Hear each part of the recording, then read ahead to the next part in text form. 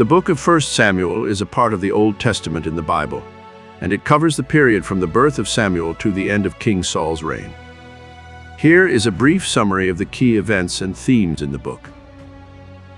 Chapters 1 through 7.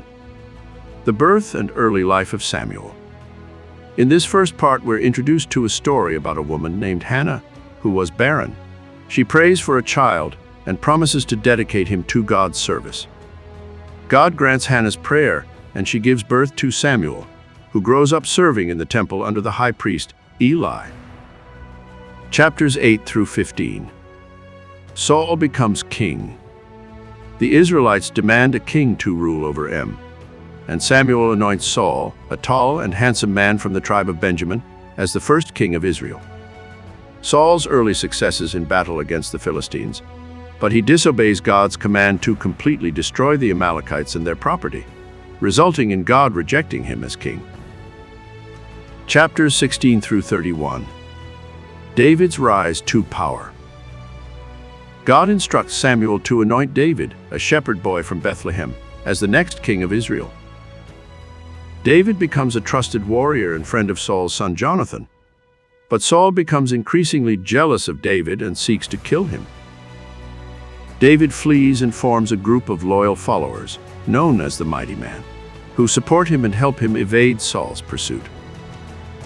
Saul and his sons are killed in a battle with the Philistines, and David becomes the king of Judah. The book of 1 Samuel shows the transition of the Israelites from a tribal confederation to a centralized monarchy, and the conflicts and struggles that arise during this process. It also emphasizes the role of prophets, such as Samuel, in communicating God's messages to the people and guiding them in their political and religious affairs. Additionally, the book highlights the importance of obedience to God and the consequences of disobedience. Now let's hear the dramatized narration of this wonderful book. We have included sliding text for a better simultaneous listening and reading experience. Thank you for listening. Please don't forget to like, comment, share, and subscribe to our channel. God bless you.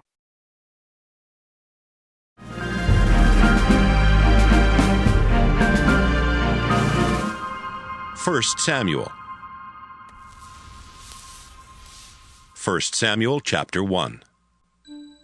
Elkanah lived in Ramah, a town in the hill country of Ephraim. His great-great-grandfather was Zuph. So Elkanah was a member of the Zuph clan of the Ephraim tribe.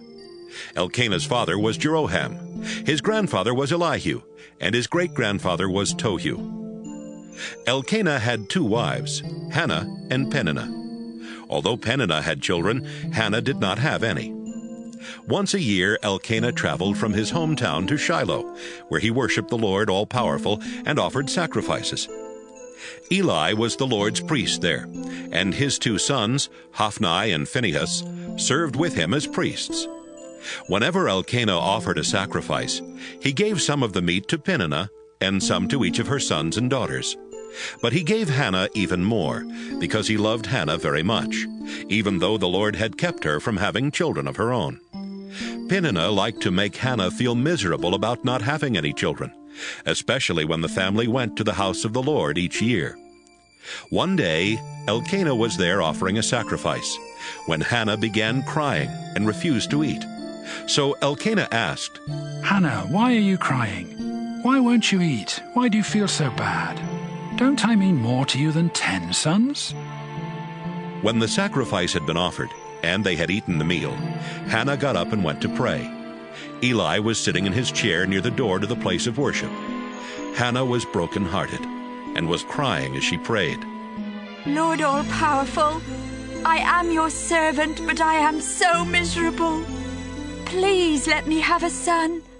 I will give him to you for as long as he lives, and his hair will never be cut."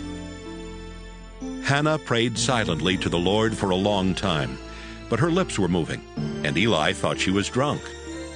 "How long are you going to stay drunk?" he asked. "Sober up." "Sir, please don't think I'm no good. Hannah answered. I'm not drunk and I haven't been drinking, but I do feel miserable and terribly upset.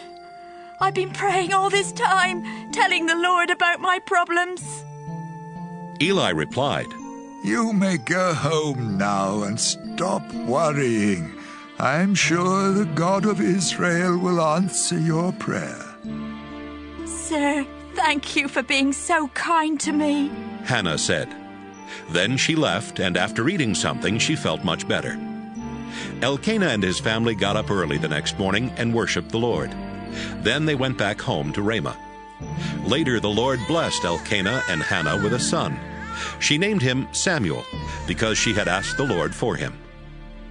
The next time Elkanah and his family went to offer their yearly sacrifice, he took along a gift that he had promised to give to the Lord. But Hannah stayed home because she had told Elkanah, Samuel and I won't go until he's old enough for me to stop nursing him. Then I'll give him to the Lord, and he can stay there at Shiloh for the rest of his life. You know what's best. Elkanah said. Stay here until it's time to stop nursing him. I'm sure the Lord will help you do what you have promised. Hannah did not go to Shiloh until she stopped nursing Samuel. When it was the time of the year to go to Shiloh again, Hannah and Elkanah took Samuel to the Lord's house. They brought along a 3-year-old bull, a 20-pound sack of flour, and a clay jar full of wine. Hannah and Elkanah offered the bull as a sacrifice, then brought the little boy to Eli. Sir, Hannah said, a few years ago I stood here beside you and asked the Lord to give me a child. Here he is. The Lord gave me just what I asked for. Now I am giving him to the Lord, and he will be the Lord's servant for as long as he lives.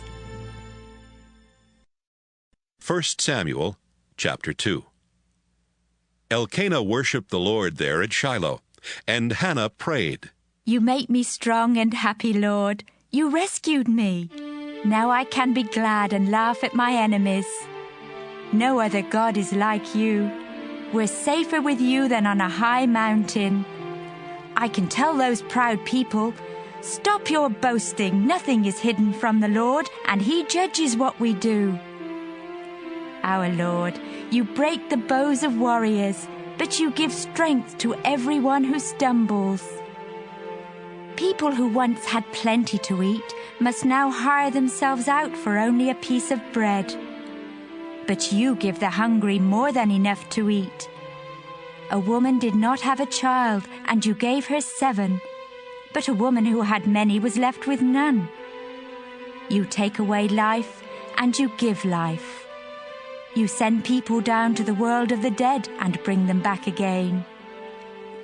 Our Lord, you are the one who makes us rich or poor. You put some in high positions and bring disgrace on others. You lift the poor and homeless out of the garbage dump and give them places of honor in royal palaces. You set the world on foundations, and they belong to you. You protect your loyal people, but everyone who is evil will die in darkness. We cannot win a victory by our own strength. Our Lord, those who attack you will be broken in pieces when you fight back with thunder from heaven. You will judge the whole earth and give power and strength to your chosen king. Elkanah and Hannah went back home to Ramah, but the boy Samuel stayed to help Eli serve the Lord. Eli's sons were priests, but they were dishonest and refused to obey the Lord. So, while people were boiling the meat from their sacrifices, these priests would send over a servant with a large 3-pronged fork. The servant would stick the fork into the cooking pot, and whatever meat came out on the fork was taken back to the priests. That is how these 2 priests treated every Israelite who came to offer sacrifices in Shiloh. Sometimes, when people were offering sacrifices, the servant would come over, even before the fat had been cut off and sacrificed to the Lord. Then the servant would tell them, The priest doesn't want his meat boiled. Give him some raw meat that he can roast. Usually the people answered, Take what you want, but first let us sacrifice the fat to the Lord. No, the servant would reply. If you don't give it to me now, I'll take it by force. Eli's sons did not show any respect for the sacrifices that the people offered. This was a terrible sin, and it made the Lord very angry. The boy Samuel served the Lord, and wore a special linen garment, and the clothes his mother made for him. She would bring new clothes every year, when she and her husband came to offer sacrifices at Shiloh. Eli would always bless Elkanah and his wife and say, Samuel was born in answer to your prayers. Now you have given him to the Lord. I pray that the Lord will bless you with more children to take his place. After Eli had blessed them, Elkanah and Hannah would return home. The Lord was kind to Hannah, and she had 3 more sons and 2 daughters. But Samuel grew up at the Lord's house in Shiloh. Eli was now very old, and he heard what his sons were doing to the people of Israel. Why are you doing these awful things? He asked them. I've been hearing nothing but complaints about you from all of the Lord's people. If you harm another person, God can help make things right between the 2 of you. But if you commit a crime against the Lord, no one can help you. But the Lord had already decided to kill them, so he kept them from listening to their father. Each day the Lord and his people liked Samuel more and more. One day a prophet came to Eli and gave him this message from the Lord. When your ancestors were slaves of the king of Egypt, I came and showed them who I am. Out of all the tribes of Israel, I chose your family to be my priests. I wanted them to offer sacrifices and burn incense to me, and to find out from me what I want my people to do. I commanded everyone to bring their sacrifices here where I live, and I allowed you and your family to keep those that were not offered to me on the altar. But you honor your sons instead of me. You don't respect the sacrifices and offerings that are brought to me, and you've all gotten fat from eating the best parts. I am the Lord, the God of Israel. I promised to always let your families serve me as priests, but now I tell you that I cannot do this any longer. I honor anyone who honors me, but I put a curse on anyone who hates me. The time will come when I will kill you and everyone else in your family. Not one of you will live to an old age. Your family will have a lot of trouble. I will be kind to Israel, but everyone in your family will die young. If I let anyone from your family be a priest, his life will be full of sadness and sorrow. But most of the men in your family will die a violent death. To prove to you that I will do these things, your 2 sons, Hophni and Phinehas, will die on the same day. I have chosen someone else to be my priest, someone who will be faithful and obey me. I will always let his family serve as priests and help my chosen king. But if anyone is left from your family, he will come to my priest and beg for money or a little bread. He may even say to my priest, "Please let me be a priest, so I will at least have something to eat." 1 Samuel, chapter 3. Samuel served the Lord by helping Eli the priest, who was by that time almost blind. In those days the Lord hardly ever spoke directly to people, and he did not appear to them in dreams very often. But one night Eli was asleep in his room, and Samuel was sleeping on a mat near the sacred chest in the Lord's house. They had not been asleep very long when the Lord called out Samuel's name. "Here I am," Samuel answered. Then he ran to Eli and said, "Here I am. What do you want?" I didn't call you. Eli answered. Go back to bed. Samuel went back. Again the Lord called out Samuel's name. Samuel got up and went to Eli. Here I am. he said. What do you want? Eli told him, Son, I didn't call you. Go back to sleep. The Lord had not spoken to Samuel before, and Samuel did not recognize the voice. When the Lord called out his name for the third time, Samuel went to Eli again and said, Here I am. What do you want? Eli finally realized that it was the Lord who was speaking to Samuel. So he said, Go back and lie down. If someone speaks to you again, answer, I'm listening, Lord. What do you want me to do? Once again, Samuel went back and lay down. The Lord then stood beside Samuel and called out as he had done before. Samuel!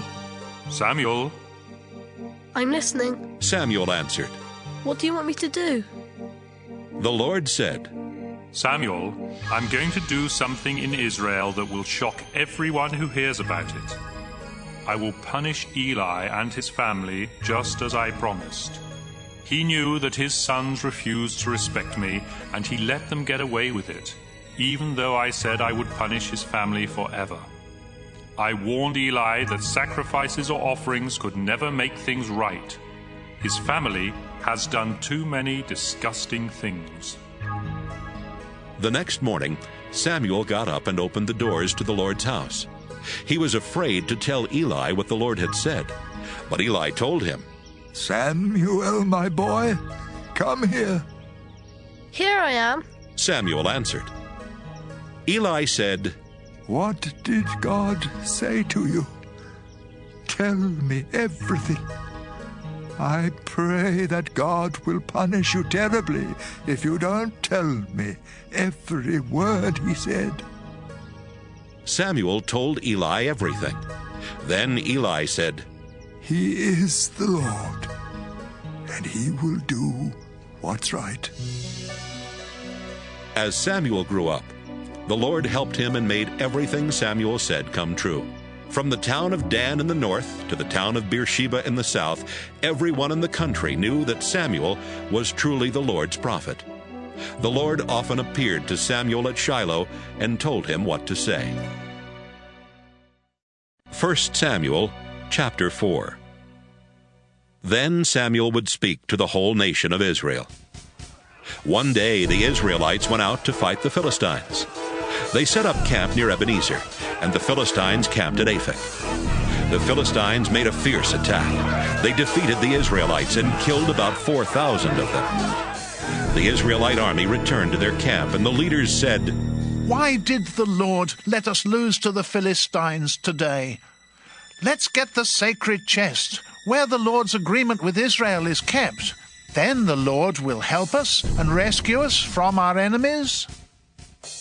The army sent some soldiers to bring back the sacred chest from Shiloh, because the Lord All-Powerful has his throne on the winged creatures on top of the chest. As Eli's two sons, Hophni and Phinehas, brought the chest into camp, the army cheered so loudly that the ground shook. The Philistines heard the noise and said, What are those Hebrews shouting about? When the Philistines learned that the sacred chest had been brought into the camp, they were scared to death and said, The gods have come into their camp. Now we're in real trouble. Nothing like this has ever happened to us before. We're in big trouble. Who can save us from these powerful gods? They're the same gods who made all those horrible things happen to the Egyptians in the desert. Philistines, be brave and fight hard. If you don't, those Hebrews will rule us just as we've been ruling them. Fight and don't be afraid. The Philistines did fight. They killed 30,000 Israelite soldiers, and all the rest ran off to their homes. Hophni and Phinehas were killed, and the sacred chest was captured. That same day, a soldier from the tribe of Benjamin ran from the battlefront to Shiloh. He had torn his clothes and put dirt on his head to show his sorrow. He went into town and told the news about the battle, and everyone started crying. Eli was afraid that something might happen to the sacred chest, so he was sitting on his chair beside the road just waiting. He was 98 years old and blind, but he could hear everyone crying, and he asked, "What's all that noise?" The soldier hurried over and told Eli, "I escaped from the fighting today and ran here." "Young man, what happened?" Eli asked. "Israel ran away from the Philistines," the soldier answered. "Many of our people were killed, including your two sons, Hophni and Phinehas. But worst of all, the sacred chest was captured." Eli was still sitting on a chair beside the wall of the town gate. And when the man said that the Philistines had taken the sacred chest, Eli fell backward. He was a very heavy old man, and the fall broke his neck and killed him. He had been a leader of Israel for 40 years. The wife of Phinehas was about to give birth, and soon after she heard that the sacred chest had been captured and that her husband and his father had died, her baby came. The birth was very hard, and she was dying. But the women taking care of her said, "Don't be afraid, it's a boy." She didn't pay any attention to them.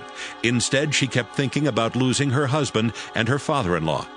So she said, "My son will be named Ichabod, because the glory of Israel left our country when the sacred chest was captured." 1 Samuel chapter 5. The Philistines took the sacred chest from near Ebenezer to the town of Ashdod. They brought it into the temple of their god Dagon and put it next to the statue of Dagon, which they worshipped. When the people of Ashdod got up early the next morning, they found the statue lying face down on the floor in front of the sacred chest. They put the statue back where it belonged, but early the next morning it had fallen over again and was lying face down on the floor in front of the chest.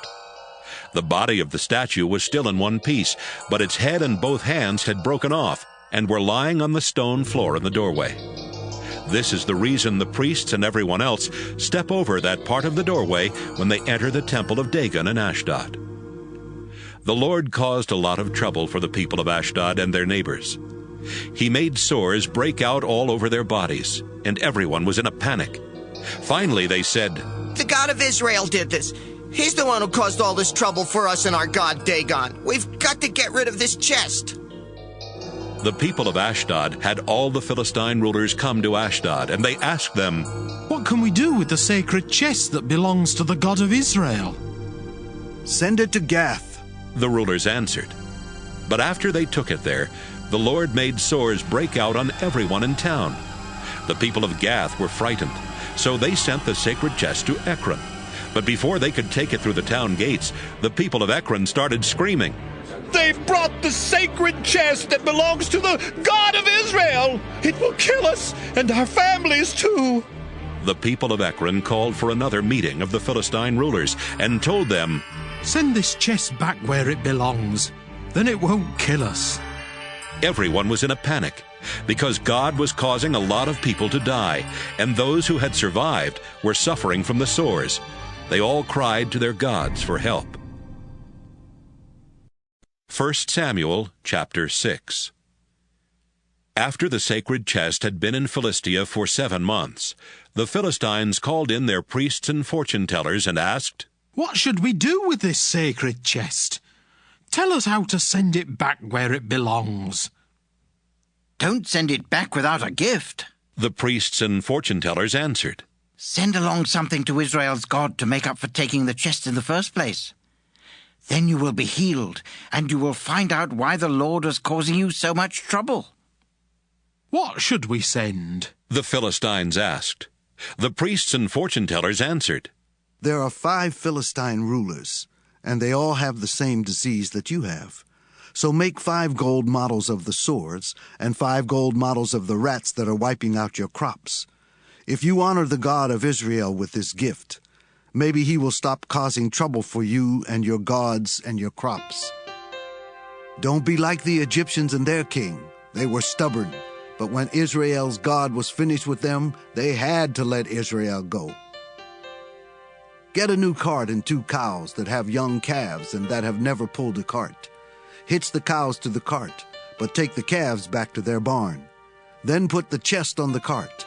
Put the gold rats and sores into a bag and put it on the cart next to the chest. Then send it on its way. Watch to see if the chest goes on up the road to the Israelite town of Beth-Shemesh. If it goes back to its own country, you will know that it was the Lord who made us suffer so badly. But if the chest doesn't go back to its own country, then the Lord had nothing to do with the disease that hit us. It was simply bad luck." The Philistines followed their advice. They hitched up the 2 cows to the cart, but they kept their calves in a barn. Then they put the chest on the cart, along with the bag that had the gold rats and sores in it. The cows went straight up the road toward Beth-Shemesh, mooing as they went. The Philistine rulers followed them until they got close to Beth-Shemesh. The people of Beth-Shemesh were harvesting their wheat in the valley. When they looked up and saw the chest, they were so happy that they stopped working and started celebrating. The cows left the road and pulled the cart into a field that belonged to Joshua from Beth-Shemesh, and they stopped beside a huge rock. Some men from the tribe of Levi were there. So they took the chest off the cart and placed it on the rock, and then they did the same thing with the bag of gold rats and sores. A few other people chopped up the cart and made a fire.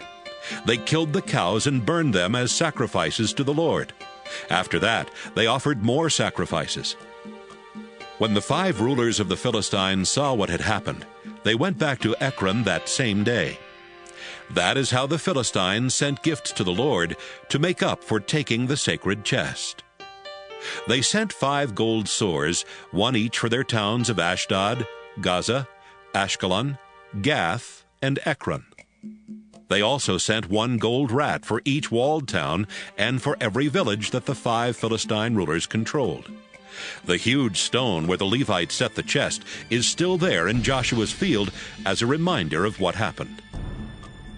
Some of the men of Beth-Shemesh looked inside the sacred chest, and the Lord God killed 70 of them. This made the people of Beth-Shemesh very sad, and they started saying, "No other God is like the Lord. Who can go near him and still live? We'll have to send the chest away from here, but where can we send it?" They sent messengers to tell the people of Kiriath-Jearim, "The Philistines have sent back the sacred chest. Why don't you take it and keep it there with you?" 1 Samuel chapter 7. The people of Kiriath-Jearim got the chest and took it to Abinadab's house, which was on a hill in their town. They chose his son Eleazar to take care of it, and it stayed there for 20 years. During this time, everyone in Israel was very sad and begged the Lord for help.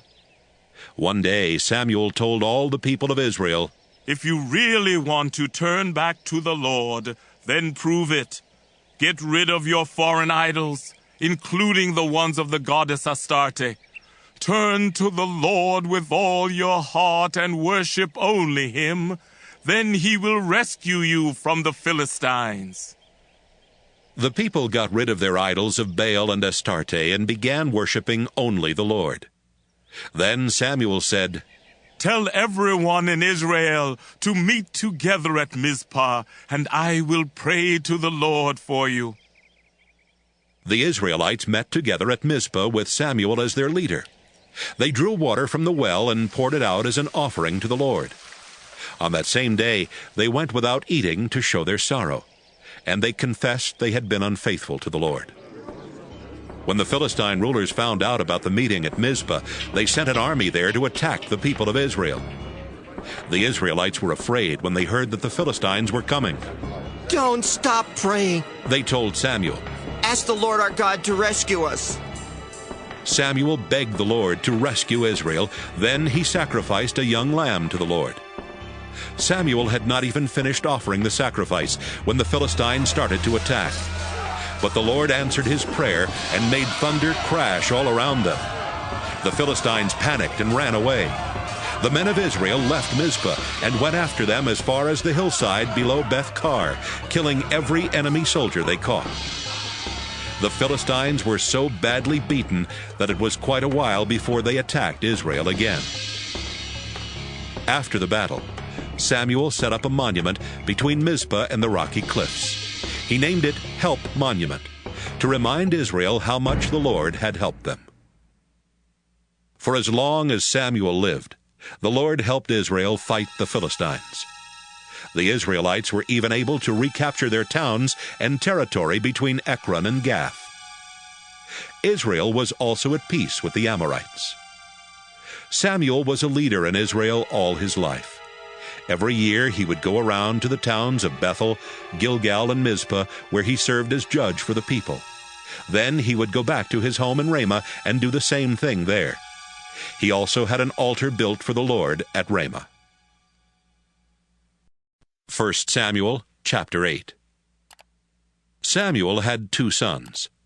The older one was Joel, and the younger one was Abijah. When Samuel was getting old, he let them be leaders at Beersheba. But they were not like their father. They were dishonest and accepted bribes to give unfair decisions. One day the nation's leaders came to Samuel at Ramah and said, "You're an old man. You set a good example for your sons, but they haven't followed it. Now we want a king to be our leader, just like all the other nations. Choose one for us." Samuel was upset to hear the leaders say they wanted a king, so he prayed about it. The Lord answered, "Samuel, do everything they want you to do. I am really the one they have rejected as their king. Ever since the day I rescued my people from Egypt, they have turned from me to worship idols. Now they are turning away from you.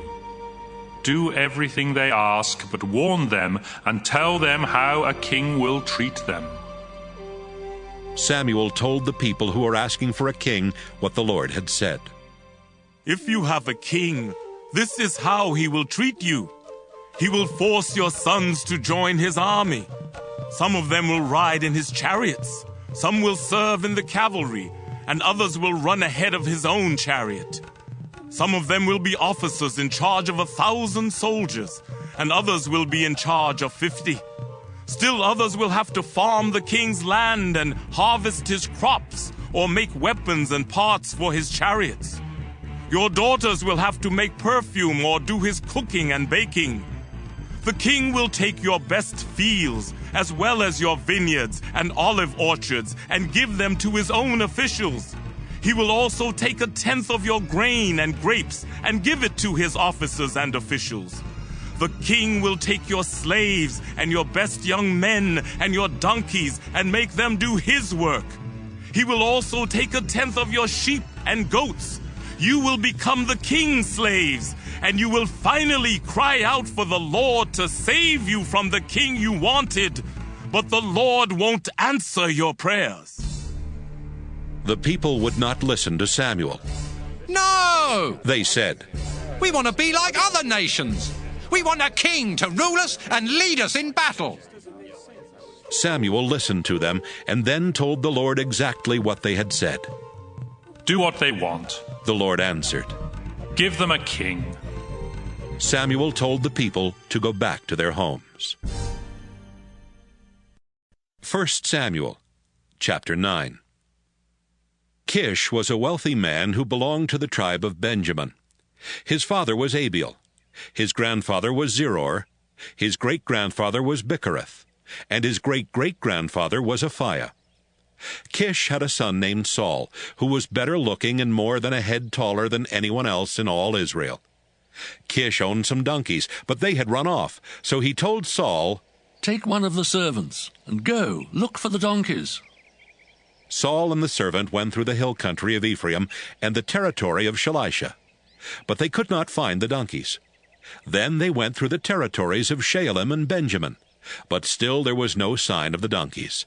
Finally, they came to the territory where the clan of Zuph lived. "Let's go back home," Saul told his servant. "If we don't go back soon, my father will stop worrying about the donkeys and start worrying about us." "Wait," the servant answered. "There's a man of God who lives in a town near here. He's amazing. Everything he says comes true. Let's talk to him. Maybe he can tell us where to look." Saul said, "How can we talk to the prophet when I don't have anything to give him? We don't even have any bread left in our sacks. What can we give him?" "I have a small piece of silver," the servant answered. "We can give him that, and then he will tell us where to look for the donkeys." "Great," Saul replied. "Let's go to the man who can see visions." He said this because in those days God would answer questions by giving visions to prophets. Saul and his servant went to the town where the prophet lived. As they were going up the hill to the town, they met some young women coming out to get water, and the two men said to them, "We're looking for the man who can see visions. Is he in town?" "Yes, he is," they replied. "He's in town today because there's going to be a sacrifice and a sacred meal at the place of worship. In fact, he's just ahead of you. Hurry! And you should find him right inside the town gate. He's on his way out to the place of worship to eat with the invited guests. They can't start eating until he blesses the sacrifice. If you go now, you should find him." They went to the town, and just as they were going through the gate, Samuel was coming out on his way to the place of worship. The day before Saul came, the Lord had told Samuel, "I've seen how my people are suffering, and I've heard their call for help. About this time tomorrow, I'll send you a man from the tribe of Benjamin who will rescue my people from the Philistines. I want you to pour olive oil on his head to show that he will be their leader." Samuel looked at Saul, and the Lord told Samuel, "This is the man I told you about. He is the one who will rule Israel." Saul went over to Samuel in the gateway and said, "A man who can see visions lives here in town. Could you tell me the way to his house?" "I am the one who sees visions," Samuel answered. "Go on up to the place of worship. You will eat with me today, and in the morning I'll answer your questions. Don't worry about your donkeys that ran off 3 days ago. They've already been found. Everything of value in Israel now belongs to you and your family." "Why are you telling me this?" Saul asked. "I'm from Benjamin, the smallest tribe in Israel, and my clan is the least important in the tribe." Samuel took Saul and his servant into the dining room at the place of worship. About 30 people were there for the dinner, but Samuel gave Saul and his servant the places of honor. Then Samuel told the cook, "I gave you the best piece of meat and told you to set it aside. Bring it here now." The cook brought the meat over and set it down in front of Saul. "This is for you," Samuel told him. "Go ahead and eat it. I had this piece saved especially for you, and I invited these guests to eat with you." After Saul and Samuel had finished eating, they went down from the place of worship and back into town. A bed was set up for Saul on the flat roof of Samuel's house, and Saul slept there. About sunrise the next morning, Samuel called up to Saul on the roof, "Time to get up. I'll help you get started on your way." Saul got up. He and Samuel left together and had almost reached the edge of town when Samuel stopped and said, "Have your servant go on. Stay here with me for a few minutes, and I'll tell you what God has told me." 1 Samuel chapter 10. After the servant had gone, Samuel took a small jar of olive oil and poured it on Saul's head. Then he kissed Saul and told him, "The Lord has chosen you to be the leader and ruler of his people. When you leave me today, you'll meet 2 men near Rachel's tomb at Zelzah, in the territory of Benjamin. They'll tell you, 'The donkeys you've been looking for have been found. Your father has forgotten about them, and now he's worrying about you. He's wondering how he can find you. Go on from there until you reach the big oak tree at Tabor, where you'll meet 3 men on their way to worship God at Bethel. One of them will be leading 3 young goats. Another will be carrying 3 round loaves of bread, and the last one will be carrying a clay jar of wine. After they greet you, they'll give you 2 loaves of bread.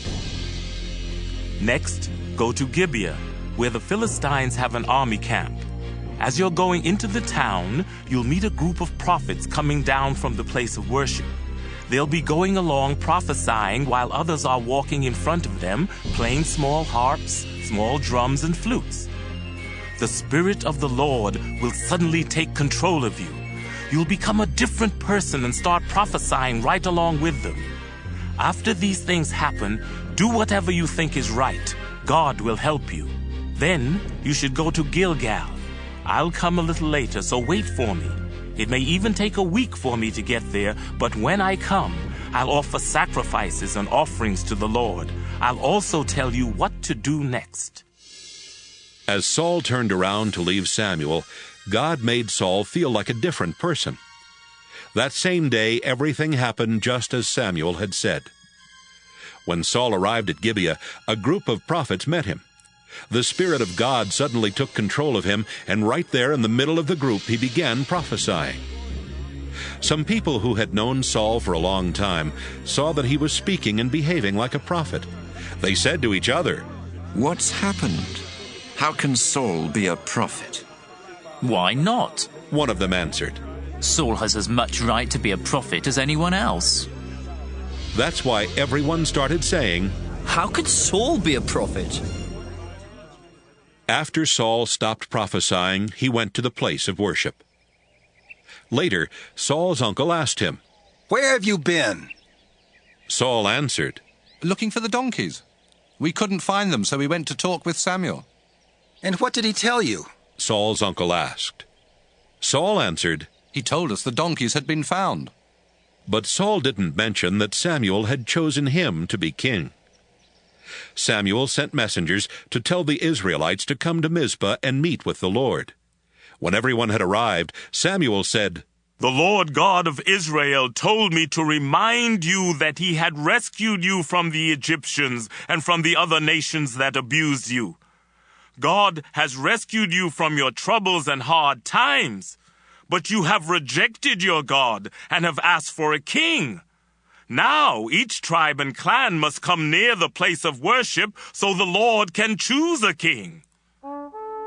Samuel brought each tribe one after the other to the altar, and the Lord chose the Benjamin tribe. Next, Samuel brought each clan of Benjamin there, and the Lord chose the Matri clan.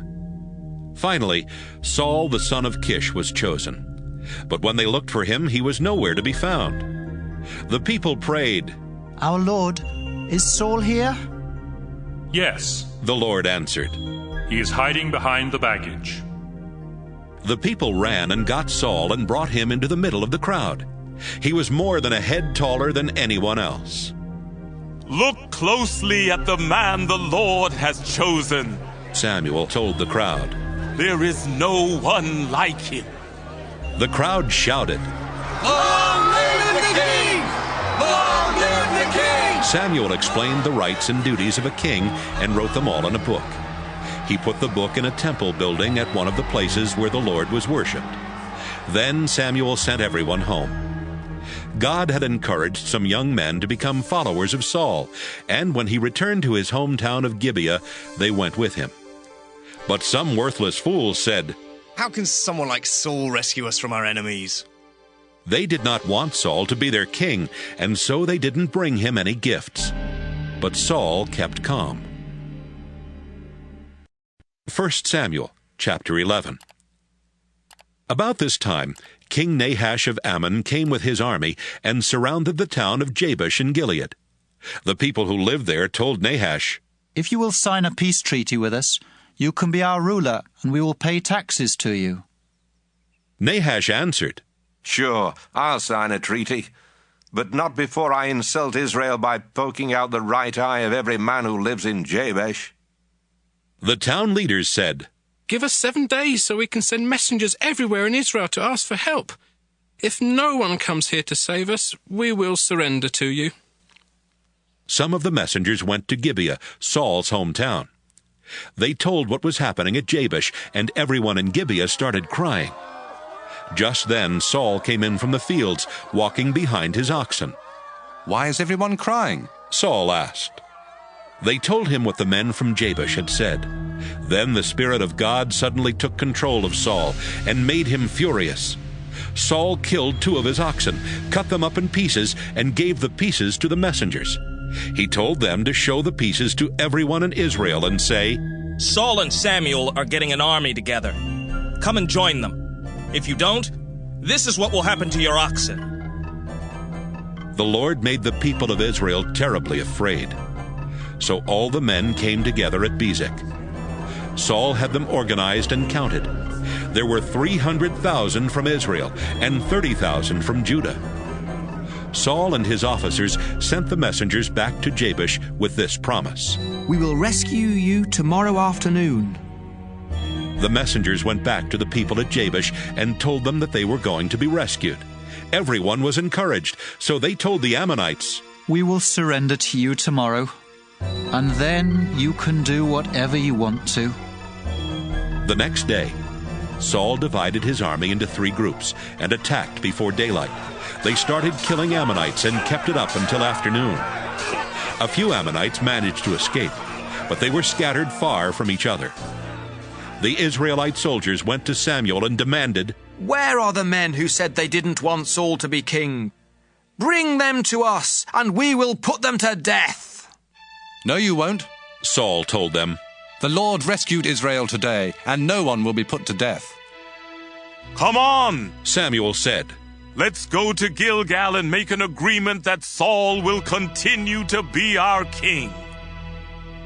Everyone went to the place of worship at Gilgal, where they agreed that Saul would be their king. Saul and the people sacrificed animals to ask for the Lord's blessing, and they had a big celebration. 1 Samuel chapter 12. Samuel told the Israelites, "I have given you a king just as you have asked.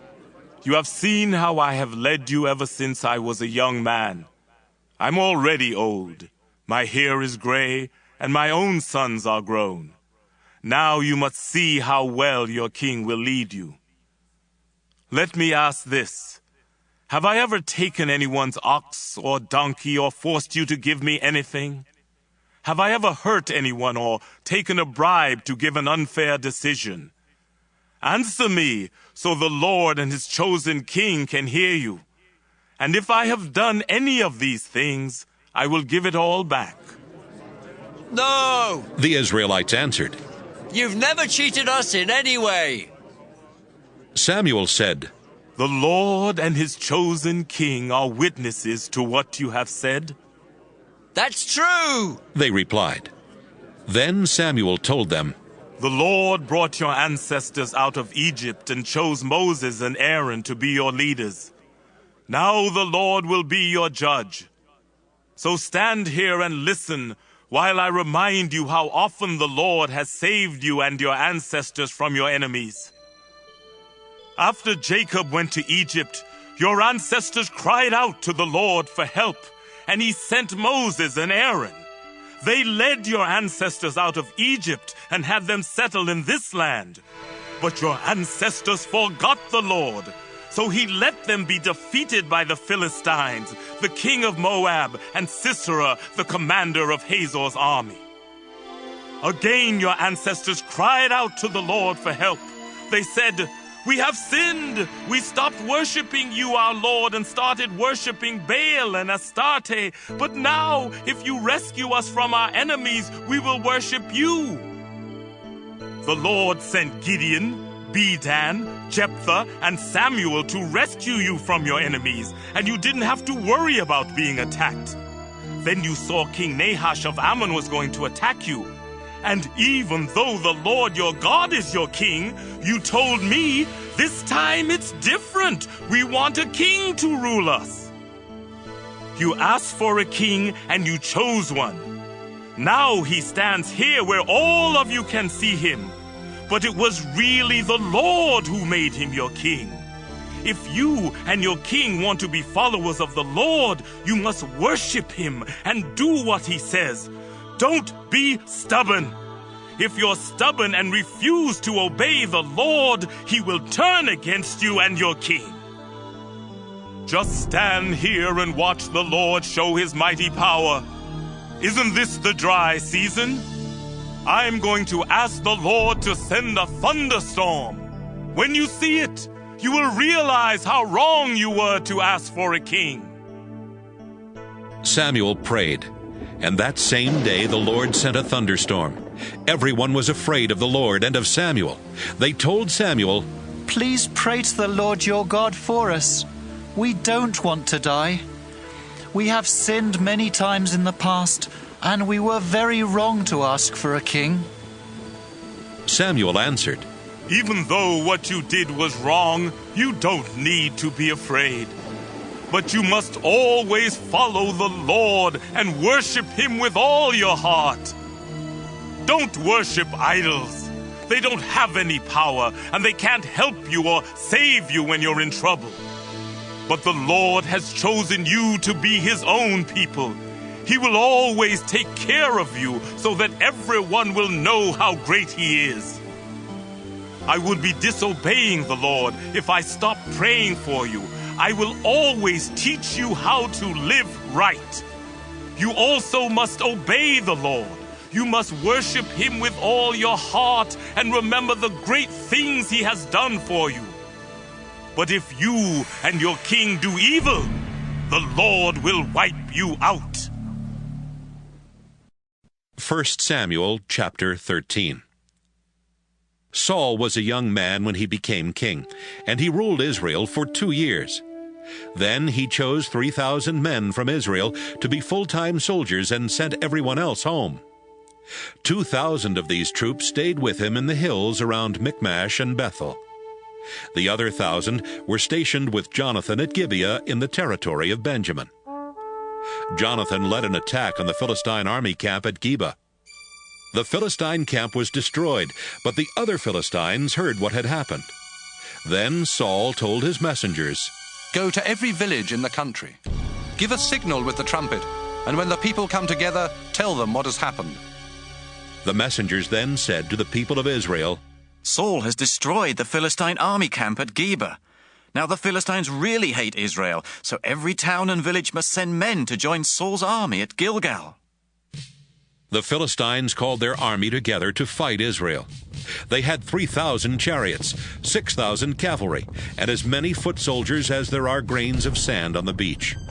They went to Michmash and set up camp there east of Bethaven. The Israelite army realized that they were outnumbered and were going to lose the battle. Some of the Israelite men hid in caves or in clumps of bushes, and some ran to places where they could hide among large rocks. Others hid in tombs or in deep dry pits. Still others went to Gad and Gilead on the other side of the Jordan River. Saul stayed at Gilgal. His soldiers were shaking with fear, and they were starting to run off and leave him. Saul waited there 7 days, just as Samuel had ordered him to do, but Samuel did not come. Finally, Saul commanded, "Bring me some animals, so we can offer sacrifices to please the Lord and ask for His help." Saul killed one of the animals, and just as he was placing it on the altar, Samuel arrived. Saul went out to welcome him. "What have you done?" Samuel asked. Saul answered, "My soldiers were leaving in all directions, and you didn't come when you were supposed to. The Philistines were gathering at Michmash, and I was worried that they would attack me here at Gilgal. I hadn't offered a sacrifice to ask for the Lord's help, so I forced myself to offer a sacrifice on the altar fire." "That was stupid," Samuel said. "You didn't obey the Lord your God. If you had obeyed Him, someone from your family would always have been king of Israel. But no, you disobeyed, and so the Lord won't choose anyone else from your family to be king. In fact, He has already chosen the one He wants to be the next leader of His people." Then Samuel left Gilgal. Part of Saul's army had not deserted him, and he led them to Gibeah in Benjamin to join his other troops. Then he counted them and found that he still had 600 men. Saul, Jonathan, and their army set up camp at Gibeah in Benjamin. The Philistine army was camped at Michmash. Each day they sent out patrols to attack and rob villages and then destroy them. One patrol would go north along the road to Ophrah in the region of Shul. Another patrol would go west along the road to Beth-horon. A third patrol would go east toward the desert on the road to the ridge that overlooks Zeboim Valley. The Philistines would not allow any Israelites to learn how to make iron tools. "If we allowed that," they said, "those worthless Israelites would make swords and spears." Whenever the Israelites wanted to get an iron point put on a cattle prod, they had to go to the Philistines. Even if they wanted to sharpen plow blades, picks, axes, sickles, and pitchforks, they still had to go to them. And the Philistines charged high prices. So whenever the Israelite soldiers had to go into battle, none of them had a sword or a spear except Saul and his son Jonathan. 1 Samuel chapter 14. The Philistines moved their camp to the pass at Michmash, and Saul was in Geba with his 600 men. Saul's own tent was set up under a fruit tree by the threshing place at the edge of town. Ahijah was serving as priest, and one of his jobs was to get answers from the Lord for Saul. Ahijah's father was Ahitub, and his father's brother was Ichabod. Ahijah's grandfather was Phinehas, and his great-grandfather Eli had been the Lord's priest at Shiloh. One day, Jonathan told the soldier who carried his weapons that he wanted to attack the Philistine camp on the other side of the valley. So they slipped out of the Israelite camp without anyone knowing it. Jonathan didn't even tell his father he was leaving. Jonathan decided to get to the Philistine camp by going through the pass that led between Shiny Cliff and Michmash to the north, and Thornbush Cliff and Geba to the south. Jonathan and the soldier who carried his weapons talked as they went toward the Philistine camp. "It's just the two of us against all those godless men," Jonathan said. "But the Lord can help a few soldiers win a battle just as easily as he can help a whole army. Maybe the Lord will help us win this battle." "Do whatever you want," the soldier answered. "I'll be right there with you." "This is what we'll do," Jonathan said. "We'll go across and let them see us. If they agree to come down the hill and fight where we are, then we won't climb up to their camp. But we will go if they tell us to come up the hill and fight.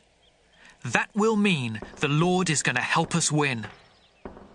Jonathan and the soldier stood at the bottom of the hill where the Philistines could see them.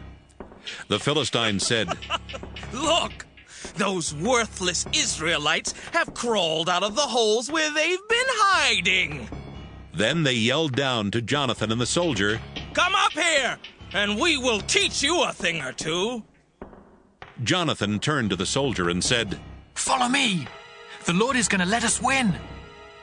Jonathan crawled up the hillside with the soldier right behind him. When they got to the top, Jonathan killed the Philistines who attacked from the front, and the soldier killed those who attacked from behind.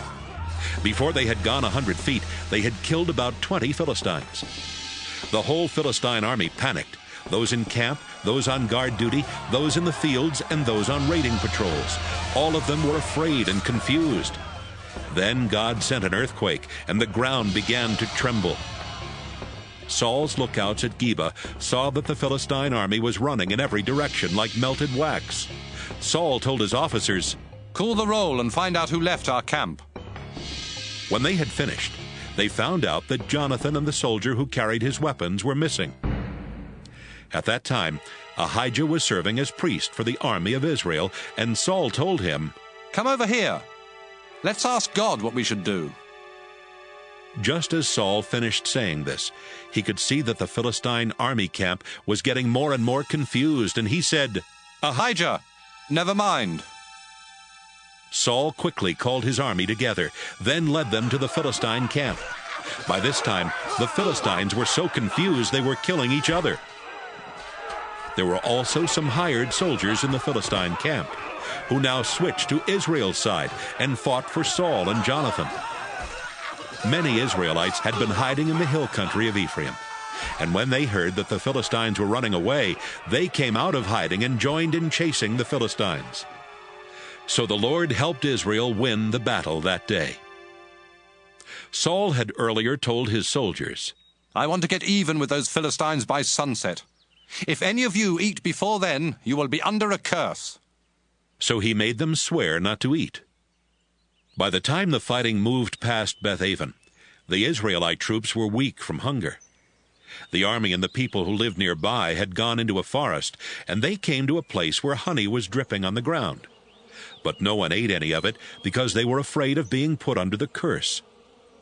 Jonathan did not know about Saul's warning to the soldiers, so he dipped the end of his walking stick in the honey and ate some with his fingers. He felt stronger and more alert. Then a soldier told him, "Your father swore that anyone who ate food today would be put under a curse, and we agreed not to eat. That's why we're so weak." Jonathan said, My father has caused you a lot of trouble. Look at me. I had only a little of this honey, but already I feel strong and alert. I wish you'd eaten some of the food the Philistines left behind. We would have been able to kill a lot more of them. By evening, the Israelite army was exhausted from killing Philistines all the way from Michmash to Aijalon. They grabbed the food they had captured from the Philistines and started eating. They even killed sheep and cows and calves right on the ground and ate the meat without draining the blood. Someone told Saul, Look, the army is disobeying the Lord by eating meat before the blood drains out. You're right, Saul answered. They are being unfaithful to the Lord. Hurry!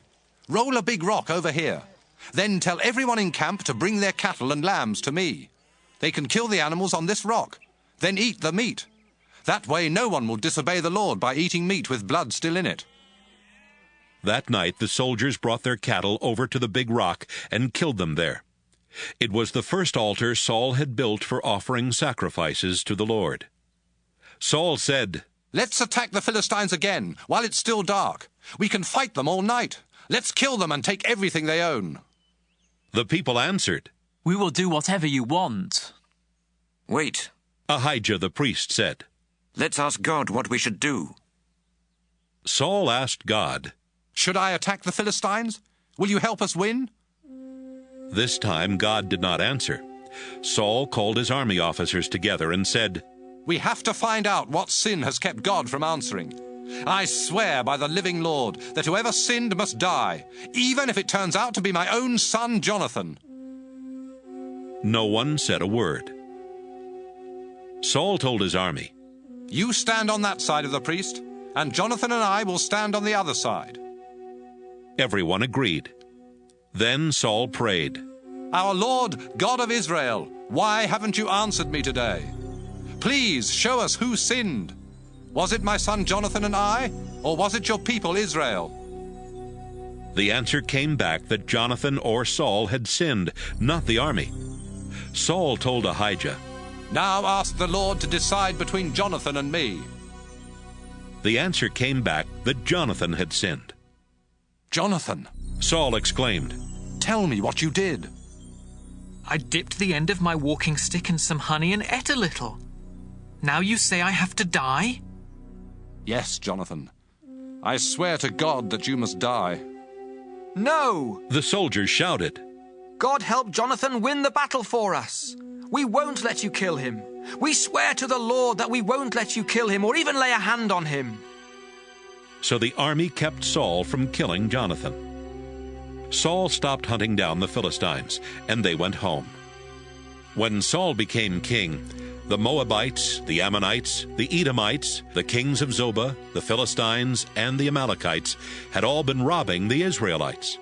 Saul fought back against these enemies and stopped them from robbing Israel. He was a brave commander and always won his battles.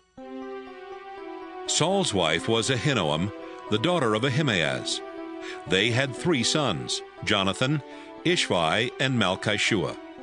They also had 2 daughters. The older one was Merab, and the younger one was Michal. Abner, Saul's cousin, was the commander of the army. Saul's father Kish and Abner's father Ner were sons of Abiel. Saul was at war with the Philistines for as long as he lived. Whenever he found a good warrior or a brave man, Saul made him join his army. 1 Samuel chapter 15. One day Samuel told Saul, The Lord had me choose you to be king of his people Israel. Now listen to this message from the Lord. When the Israelites were on their way out of Egypt, the nation of Amalek attacked them. I am the Lord all-powerful, and now I am going to make Amalek pay.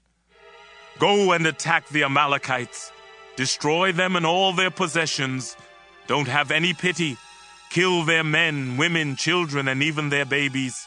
Slaughter their cattle, sheep, camels, and donkeys. Saul sent messengers who told every town and village to send men to join the army at Telaim. There were 210,000 troops in all, and 10,000 of these were from Judah. Saul organized them, then led them to a valley near one of the towns in Amalek, where they got ready to make a surprise attack. Some Kenites lived nearby, and Saul told them, "Your people were kind to our nation when we left Egypt, and I don't want you to get killed when I wipe out the Amalekites. Leave here and stay away from them." The Kenites left, and Saul attacked the Amalekites from Havilah to Shur, which is just east of Egypt. Every Amalekite was killed except King Agag. Saul and his army let Agag live, and they also spared the best sheep and cattle. They didn't want to destroy anything of value, so they only killed the animals that were worthless or weak. The Lord told Samuel, "Saul has stopped obeying me, and I'm sorry that I made him king." Samuel was angry, and he cried out in prayer to the Lord all night. Early the next morning he went to talk with Saul. Someone told him, "Saul went to Carmel, where he had a monument built so everyone would remember his victory. Then he left for Gilgal." Samuel finally caught up with Saul, and Saul told him, "I hope the Lord will bless you. I have done what the Lord told me." "Then why," Samuel asked, "do I hear sheep and cattle?" "The army took them from the Amalekites," Saul explained. "They kept the best sheep and cattle so they could sacrifice them to the Lord your God. But we destroyed everything else." "Stop," Samuel said. "Let me tell you what the Lord told me last night." "All right," Saul answered. Samuel continued, "You may not think you're very important, but the Lord chose you to be king, and you are in charge of the tribes of Israel.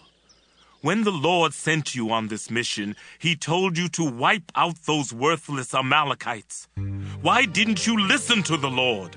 Why did you keep the animals and make him angry?" "But I did listen to the Lord," Saul answered. "He sent me on a mission and I went. I captured King Agag and destroyed his nation. All the animals were going to be destroyed anyway. That's why the army brought the best sheep and cattle to Gilgal as sacrifices to the Lord your God." "Tell me," Samuel said, "does the Lord really want sacrifices and offerings?" "No! He doesn't want your sacrifices. He wants you to obey him. Rebelling against God or disobeying him because you are proud is just as bad as worshiping idols or asking them for advice. You refuse to do what God told you, so God has decided that you can't be king." "I have sinned," Saul admitted. "I disobeyed both you and the Lord. I was afraid of the army, and I listened to them instead. Please forgive me, and come back with me so I can worship the Lord." "No," Samuel replied. "You disobeyed the Lord, and I won't go back with you. Now the Lord has said that you can't be king of Israel any longer." As Samuel turned to go, Saul grabbed the edge of Samuel's robe. It tore. Samuel said, "The Lord has torn the king of Israel away from you today, and he will give it to someone who is better than you. Besides, the eternal God of Israel isn't a human being. He doesn't tell lies or change his mind." Saul said, "I did sin, but please honor me in front of the leaders of the army and the people of Israel. Come back with me so I can worship the Lord your God." Samuel followed Saul back, and Saul worshipped the Lord. Then Samuel shouted, "Bring me King Agag of Amalek." Agag came in chains, and he was saying to himself, "Surely they won't kill me now." But Samuel said, "Agag, you have snatched children from their mother's arms and killed them. Now your mother will be without children." Then Samuel chopped Agag to pieces at the place of worship in Gilgal. Samuel went home to Ramah, and Saul returned to his home in Gibeah. Even though Samuel felt sad about Saul, Samuel never saw him again. 1 Samuel chapter 16. The Lord was sorry he had made Saul the king of Israel. One day he said, "Samuel, I've rejected Saul, and I refuse to let him be king any longer. Stop feeling sad about him. Put some olive oil in a small container and go and visit a man named Jesse who lives in Bethlehem. I've chosen one of his sons to be my king." Samuel answered, "If I do that, Saul will find out and have me killed." "Take a calf with you," the Lord replied. "Tell everyone that you've come to offer it as a sacrifice to me, then invite Jesse to the sacrifice. When I show you which one of his sons I have chosen, pour the olive oil on his head." Samuel did what the Lord told him and went to Bethlehem. The town leaders went to meet him, but they were terribly afraid and asked, "Is this a friendly visit?" "Yes, it is," Samuel answered. "I've come to offer a sacrifice to the Lord. Get yourselves ready to take part in the sacrifice and come with me." Samuel also invited Jesse and his sons to come to the sacrifice, and he got them ready to take part. When Jesse and his sons arrived, Samuel noticed Jesse's oldest son, Eliab. "He has to be the one the Lord has chosen," Samuel said to himself. But the Lord told him, "Samuel, don't think Eliab is the one just because he's tall and handsome. He isn't the one I've chosen. People judge others by what they look like, but I judge people by what is in their hearts." Jesse told his son Abinadab to go over to Samuel, but Samuel said, "No, the Lord hasn't chosen him." Next, Jesse sent his son Shammah to him, and Samuel said, "The Lord hasn't chosen him either." Jesse had all 7 of his sons go over to Samuel. Finally, Samuel said, "Jesse, the Lord hasn't chosen any of these young men. Do you have any more sons?" "Yes," Jesse answered. "My youngest son David is out taking care of the sheep." "Send for him," Samuel said. "We won't start the ceremony until he gets here." Jesse sent for David. He was a healthy, good-looking boy with a sparkle in his eyes. As soon as David came, the Lord told Samuel, "He's the one. Get up and pour the olive oil on his head." Samuel poured the oil on David's head while his brothers watched. At that moment, the Spirit of the Lord took control of David and stayed with him from then on. Samuel returned home to Ramah. The Spirit of the Lord had left Saul, and an evil spirit from the Lord was terrifying him. "It's an evil spirit from God that's frightening you," Saul's officials told him. "Your Majesty, let us go and look for someone who is good at playing the harp. He can play for you whenever the evil spirit from God bothers you, and you'll feel better." "All right," Saul answered. "Find me someone who is good at playing the harp and bring him here." "A man named Jesse who lives in Bethlehem has a son who can play the harp," one official said. "He's a brave warrior, he's good-looking, he can speak well, and the Lord is with him." Saul sent a message to Jesse.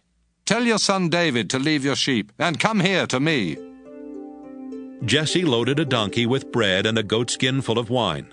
Then he told David to take the donkey and a young goat to Saul. David went to Saul and started working for him. Saul liked him so much that he put David in charge of carrying his weapons. Not long after this, Saul sent another message to Jesse. "I really like David. Please let him stay with me." Whenever the evil spirit from God bothered Saul, David would play his harp. Saul would relax and feel better, and the evil spirit would go away.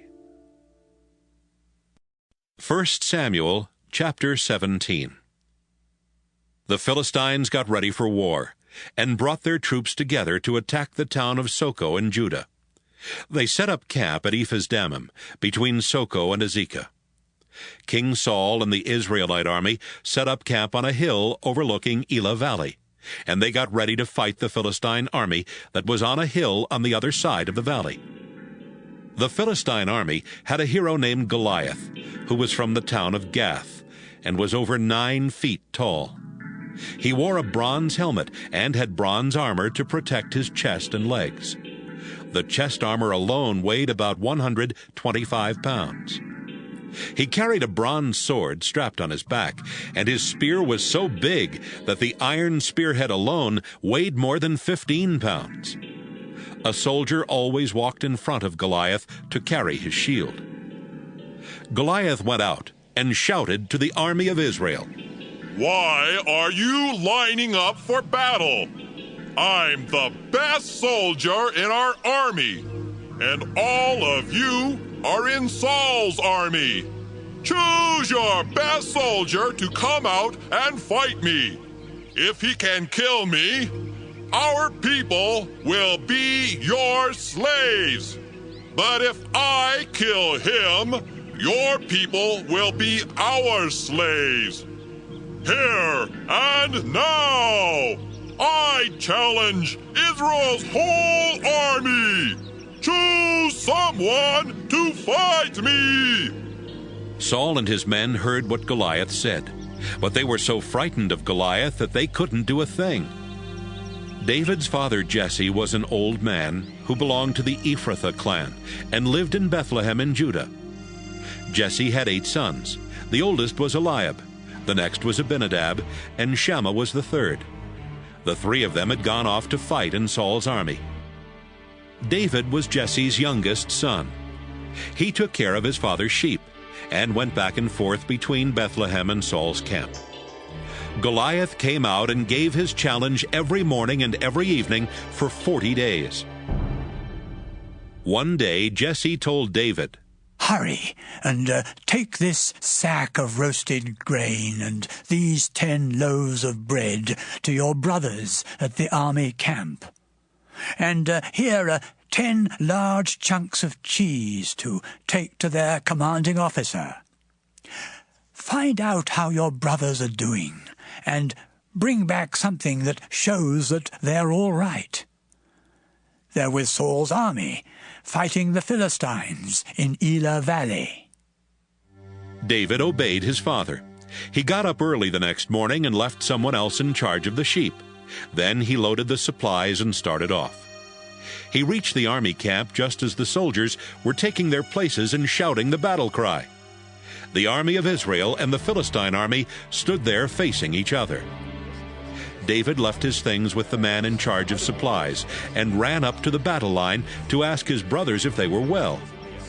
While David was talking with them, Goliath came out from the line of Philistines and started boasting as usual. David heard him. When the Israelite soldiers saw Goliath, they were scared and ran off. They said to each other, "Look how he keeps coming out to insult us. The king is offering a big reward to the man who kills Goliath. That man will even get to marry the king's daughter, and no one in his family will ever have to pay taxes again." David asked some soldiers standing nearby, "What will a man get for killing this Philistine and stopping him from insulting our people? Who does that worthless Philistine think he is? He's making fun of the army of the living God." The soldiers told David what the king would give the man who killed Goliath. David's oldest brother Eliab heard him talking with the soldiers. Eliab was angry at him and said, "What are you doing here anyway? Who's taking care of that little flock of sheep out in the desert? You spoiled brat. You came here just to watch the fighting, didn't you?" "Now what have I done?" David answered. "Can't I even ask a question?" Then he turned and asked another soldier the same thing he had asked the others, and he got the same answer. Some soldiers overheard David talking, so they told Saul what David had said. Saul sent for David, and David came. "Your Majesty," he said, "this Philistine shouldn't turn us into cowards. I'll go out and fight him myself." "You don't have a chance against him," Saul replied. "You're only a boy, and he's been a soldier all his life." But David told him, "Your Majesty, I take care of my father's sheep, and when one of them is dragged off by a lion or a bear, I go after it and beat the wild animal until it lets the sheep go. If the wild animal turns and attacks me, I grab it by the throat and kill it. Sir, I have killed lions and bears that way, and I can kill this worthless Philistine. He shouldn't have made fun of the army of the living God. The Lord has rescued me from the claws of lions and bears, and he will keep me safe from the hands of this Philistine." All right, Saul answered. Go ahead and fight him, and I hope the Lord will help you. Saul had his own military clothes and armor put on David, and he gave David a bronze helmet to wear. David strapped on a sword and tried to walk around, but he was not used to wearing those things. I can't move with all this stuff on, David said. I'm just not used to it. David took off the armor and picked up his shepherd's stick. He went out to a stream and picked up 5 smooth rocks and put them in his leather bag. Then, with his sling in his hand, he went straight toward Goliath. Goliath came toward David, walking behind the soldier who was carrying his shield. When Goliath saw that David was just a healthy, good-looking boy, he made fun of him. Do you think I'm a dog? Goliath asked. Is that why you've come after me with a stick? He cursed David in the name of the Philistine gods and shouted, Come on! When I'm finished with you, I'll feed you to the birds and wild animals. David answered, You've come out to fight me with a sword and a spear and a dagger, but I've come out to fight you in the name of the Lord all-powerful. He is the God of Israel's army, and you have insulted him too. Today the Lord will help me defeat you. I'll knock you down and cut off your head, and I'll feed the bodies of the other Philistine soldiers to the birds and wild animals. Then the whole world will know that Israel has a real God. Everybody here will see that the Lord doesn't need swords or spears to save his people. The Lord always wins his battles, and he will help us defeat you. When Goliath started forward, David ran toward him. He put a rock in his sling and swung the sling around by its straps. When he let go of one strap, the rock flew out and hit Goliath in the forehead. It cracked his skull, and he fell face down on the ground. David defeated Goliath with a sling and a rock. He killed him without even using a sword. David ran over and pulled out Goliath's sword. Then he used it to cut off Goliath's head. When the Philistines saw what had happened to their hero, they started running away. But the soldiers of Israel and Judah let out a battle cry and went after them as far as Gath and Ekron. The bodies of the Philistines were scattered all along the road from Shaaraim to Gath and Ekron. When the Israelite army returned from chasing the Philistines, they took what they wanted from the enemy camp. David took Goliath's head to Jerusalem, but he kept Goliath's weapons in his own tent. After King Saul had watched David go out to fight Goliath, Saul turned to the commander of his army and said, Abner, who is that young man?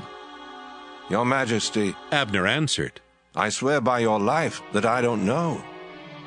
Then find out, Saul told him. When David came back from fighting Goliath, he was still carrying Goliath's head. Abner took David to Saul, and Saul asked, Who are you? I am David, the son of Jesse, a loyal Israelite from Bethlehem. 1 Samuel chapter 18. David and Saul finished talking, and soon David and Jonathan became best friends. Jonathan thought as much of David as he did of himself. From that time on, Saul kept David in his service and would not let David go back to his own family. Jonathan liked David so much that they promised to always be loyal friends. Jonathan took off the robe that he was wearing and gave it to David. He also gave him his military clothes, his sword, his bow and arrows, and his belt.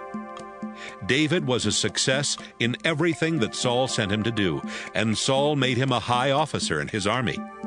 That pleased everyone, including Saul's other officers. David had killed Goliath, the battle was over, and the Israelite army set out for home. As the army went along, women came out of each Israelite town to welcome King Saul. They were singing happy songs and dancing to the music of tambourines and harps. They sang, Saul has killed 1,000 enemies. David has killed 10,000 enemies. This song made Saul very angry, and he thought, They are saying that David has killed 10 times more enemies than I ever did. Next, they will want to make him king. Saul never again trusted David. The next day, the Lord let an evil spirit take control of Saul, and he began acting like a crazy man inside his house. David came to play the harp for Saul as usual, but this time Saul had a spear in his hand. Saul thought, "I'll pin David to the wall." He threw the spear at David twice, but David dodged and got away both times. Saul was afraid of David because the Lord was helping David and was no longer helping him. Saul put David in charge of 1,000 soldiers and sent him out to fight. The Lord helped David, and he and his soldiers always won their battles. This made Saul even more afraid of David. But everyone else in Judah and Israel was loyal to David because he led the army in battle. One day, Saul told David, "If you'll be brave and fight the Lord's battles for me, I'll let you marry my oldest daughter, Merab." But Saul was really thinking, "I don't want to kill David myself, so I'll let the Philistines do it for me." David answered, "How could I possibly marry your daughter? I'm not very important, and neither is my family." But when the time came for David to marry Saul's daughter Merab, Saul told her to marry Adriel from the town of Meholah. Saul had another daughter. Her name was Michal, and Saul found out that she was in love with David. This made Saul happy, and he thought, "I'll tell David he can marry Michal, but I'll set it up so that the Philistines will kill him." He told David, "I'm going to give you a second chance to marry one of my daughters." Saul ordered his officials to speak to David in private, so they went to David and said, "Look, the king likes you, and all of his officials are loyal to you. Why not ask the king if you can marry his daughter Michal?" "I'm not rich or famous enough to marry Princess Michal," David answered. The officials went back to Saul and told him exactly what David had said. Saul was hoping that the Philistines would kill David, and he told his officials to tell David, "The king doesn't want any silver or gold. He only wants to get even with his enemies. All you have to do is to bring back proof that you have killed 100 Philistines." The officials told David, and David wanted to marry the princess. King Saul had set a time limit, and before it ran out, David and his men left and killed 200 Philistines. He brought back the proof and showed it to Saul so he could marry Michal. Saul agreed to let David marry Michal. Saul knew that she loved David, and he also realized that the Lord was helping David.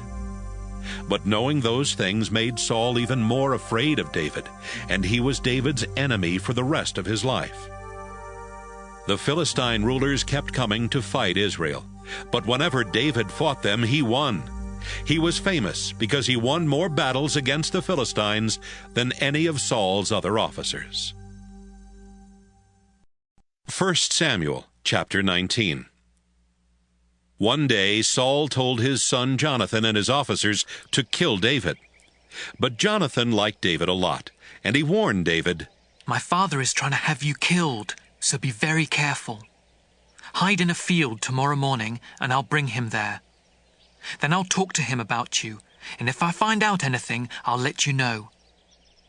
The next morning, Jonathan reminded Saul about the many good things David had done for him. Then he said, "Why do you want to kill David? He hasn't done anything to you. He has served in your army and has always done what's best for you. He even risked his life to kill Goliath. The Lord helped Israel win a great victory that day, and it made you happy." Saul agreed and promised, "I swear by the living Lord that I won't have David killed." Jonathan called to David and told him what Saul had said. Then he brought David to Saul, and David served in Saul's army just as he had done before. The next time there was a war with the Philistines, David fought hard and forced them to retreat. One night, David was in Saul's home, playing the harp for him. Saul was sitting there holding a spear, when an evil spirit from the Lord took control of him. Saul tried to pin David to the wall with the spear, but David dodged and it stuck in the wall. David ran out of the house and escaped. Saul sent guards to watch David's house all night and then to kill him in the morning. Michal, David's wife, told him, If you don't escape tonight, they'll kill you tomorrow. She helped David go through a window and climb down to the ground. As David ran off, Michal put a statue in his bed. She put goat hair on its head and dressed it in some of David's clothes. The next morning, Saul sent guards to arrest David, but Michal told them, David is sick. Saul sent the guards back and told them, Get David out of his bed and bring him to me so I can have him killed. When the guards went in, all they found in the bed was the statue with the goat hair on its head. Why have you tricked me this way? Saul asked Michal. You helped my enemy get away. She answered, He said he would kill me if I didn't help him escape. Meanwhile, David went to Samuel at Ramah and told him what Saul had done. Then Samuel and David went to Prophet's village and stayed there. Someone told Saul, David is at Prophet's village, in Ramah. Saul sent a few soldiers to bring David back. They went to Ramah and found Samuel in charge of a group of prophets who were all prophesying. Then the Spirit of God took control of the soldiers, and they started prophesying too. When Saul heard what had happened, he sent another group of soldiers, but they prophesied the same way. He sent a third group of soldiers, but the same thing happened to them. Finally, Saul left for Ramah himself. He went as far as the deep pit at the town of Seku, and he asked, Where are Samuel and David? At Prophet's village in Ramah. The people answered. Saul left for Ramah, but as he walked along, the Spirit of God took control of him, and he started prophesying. Then, when he reached Prophet's village, he stripped off his clothes and prophesied in front of Samuel. He dropped to the ground and lay there naked all day and night. That's how the saying started, Is Saul now a prophet? 1 Samuel chapter 20. David escaped from Prophet's village. Then he ran to see Jonathan and asked, Why does your father Saul want to kill me? What have I done wrong? My father can't be trying to kill you. He never does anything without telling me about it. Why would he hide this from me? It can't be true. Jonathan, I swear it's true. But your father knows how much you like me, and he didn't want to break your heart. That's why he didn't tell you. I swear by the living Lord and by your own life that I am only one step ahead of death. Then Jonathan said, Tell me what to do, and I'll do it. David answered, Tomorrow is the new moon festival, and I'm supposed to eat dinner with your father. But instead, I'll hide in a field until the evening of the next day. If Saul wonders where I am, tell him, David asked me to let him go to his hometown of Bethlehem, so he could take part in a sacrifice his family makes there every year. If your father says it's all right, then I'm safe. But if he gets angry, you'll know he wants to harm me. Be kind to me. After all, it was your idea to promise the Lord that we would always be loyal friends. If I've done anything wrong, kill me yourself, but don't hand me over to your father. Don't worry, Jonathan said. If I find out that my father wants to kill you, I'll certainly let you know. How will you do that? David asked. Let's go out to this field and I'll tell you. Jonathan answered. When they got there, Jonathan said, I swear by the Lord God of Israel that 2 days from now I'll know what my father is planning. Of course, I'll let you know if he's friendly toward you. But if he wants to harm you, I promise to tell you and help you escape. And I ask the Lord to punish me severely if I don't keep my promise. I pray that the Lord will bless you, just as he used to bless my father. Someday the Lord will wipe out all of your enemies. Then, if I'm still alive, please be as kind to me as the Lord has been. But if I'm dead, be kind to my family. Jonathan and David made an agreement that even David's descendants would have to keep.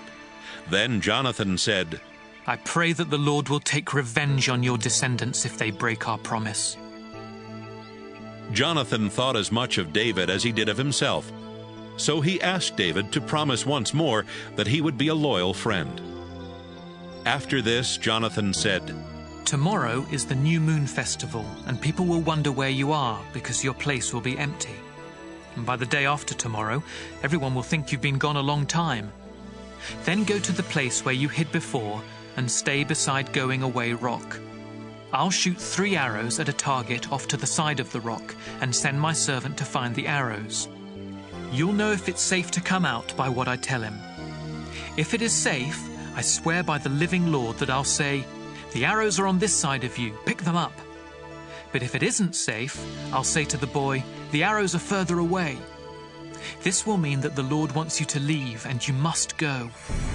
But he will always watch us to make sure that we keep the promise we made to each other."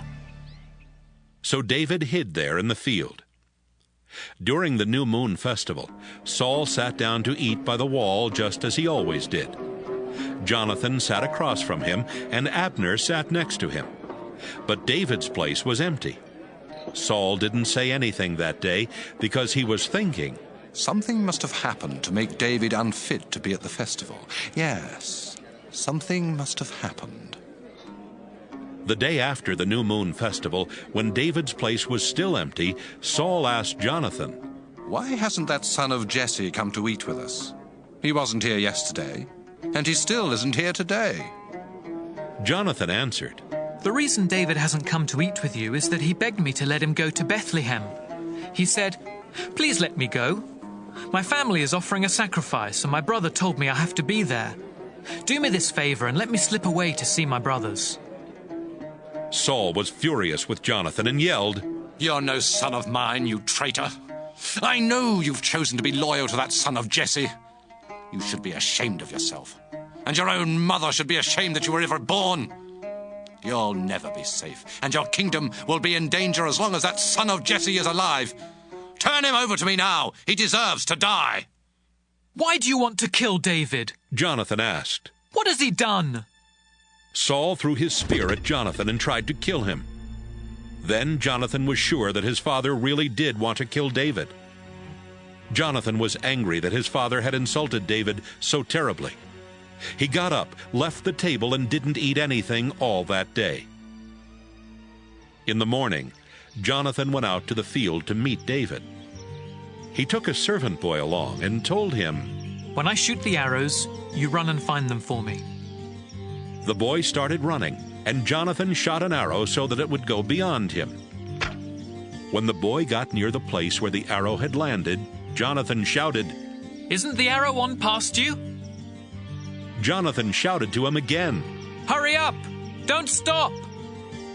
The boy picked up the arrows and brought them back to Jonathan, but he had no idea about what was going on. Only Jonathan and David knew. Jonathan gave his weapons to the boy and told him, "Take these back into town." After the boy had gone, David got up from beside the mound and bowed very low 3 times. Then he and Jonathan kissed each other and cried, but David cried louder. Jonathan said, "Take care of yourself, and remember, we each have asked the Lord to watch and make sure that we and our descendants keep our promise forever." David left, and Jonathan went back to town. 1 Samuel chapter 21. David went to see Ahimelech, a priest who lived in the town of Nob. Ahimelech was trembling with fear as he came out to meet David. "Why are you alone?" Ahimelech asked. "Why isn't anyone else with you?" "I'm on a mission for King Saul," David answered. "He ordered me not to tell anyone what the mission is all about, so I had my soldiers stay somewhere else. Do you have any food you can give me? Could you spare 5 loaves of bread?" "The only bread I have is the sacred bread," the priest told David. "You can have it if your soldiers didn't sleep with women last night." "Of course we didn't sleep with women," David answered. "I never let my men do that when we're on a mission. They have to be acceptable to worship God even when we're on a regular mission. And today we're on a special mission." The only bread the priest had was the sacred bread that he had taken from the place of worship after putting out the fresh loaves. So he gave it to David. It so happened that one of Saul's officers was there worshiping the Lord that day. His name was Doeg the Edomite, and he was the strongest of Saul's shepherds. David asked Ahimelech, "Do you have a spear or a sword? I had to leave so quickly on this mission for the king that I didn't bring along my sword or any other weapons." The priest answered, "The only sword here is the one that belonged to Goliath the Philistine. You were the one who killed him in Elah Valley, and so you can take his sword if you want to. It's wrapped in a cloth behind the statue." "It's the best sword there is," David said. "I'll take it." David kept on running from Saul that day until he came to Gath, where he met with King Achish. The officers of King Achish were also there, and they asked Achish, "Isn't David a king back in his own country? Don't the Israelites dance and sing? Saul has killed 1,000 enemies. David has killed 10,000 enemies." David thought about what they were saying, and it made him afraid of Achish. So right there in front of everyone, he pretended to be insane. He acted confused and scratched up the doors of the town gate while drooling in his beard. "Look at him," Achish said to his officers. "You can see he's crazy. Why did you bring him to me? I have enough crazy people without your bringing another one here. Keep him away from my palace." 1 Samuel chapter 22. When David escaped from the town of Gath, he went to Adullam cave. His brothers and the rest of his family found out where he was, and they followed him there. A lot of other people joined him too. Some were in trouble, others were angry or in debt, and David was soon the leader of 400 men. David left Adullam cave and went to the town of Mizpah in Moab, where he talked with the king of Moab. "Please," David said, "let my father and mother stay with you until I find out what God will do with me." So he brought his parents to the king of Moab, and they stayed with him while David was in hiding. One day the prophet Gad told David, "Don't stay here. Go back to Judah." David then left and went to Hereth Forest. Saul was sitting under a small tree on top of the hill at Gibeah when he heard that David and his men had been seen. Saul was holding his spear, and his officers were standing in front of him. He told them, "Listen to me. You belong to the Benjamin tribe. So if that son of Jesse ever becomes king, he won't give you fields or vineyards. He won't make you officers in charge of thousands or hundreds, as I have done. But you're all plotting against me. Not one of you told me that my own son Jonathan had made an agreement with him. Not one of you cared enough to tell me that Jonathan had helped one of my officers rebel. Now that son of Jesse is trying to ambush me." Doeg the Edomite was standing with the other officers and spoke up. "When I was in the town of Nob, I saw that son of Jesse. He was visiting the priest Ahimelech, the son of Ahitub. Ahimelech talked to the Lord for him, then gave him food and the sword that had belonged to Goliath the Philistine." Saul sent a message to Ahimelech and his whole family of priests at Nob, ordering them to come to him. When they came, Saul told them, "Listen to me, you son of Ahitub." "Certainly, Your Majesty," Ahimelech answered. Saul demanded, "Why did you plot against me with that son of Jesse? You helped him rebel against me by giving him food and a sword and by talking with God for him. Now he's trying to ambush me." "Your Majesty, none of your officers is more loyal than David," Ahimelech replied. "He's your son-in-law and the captain of your bodyguard. Everyone in your family respects him.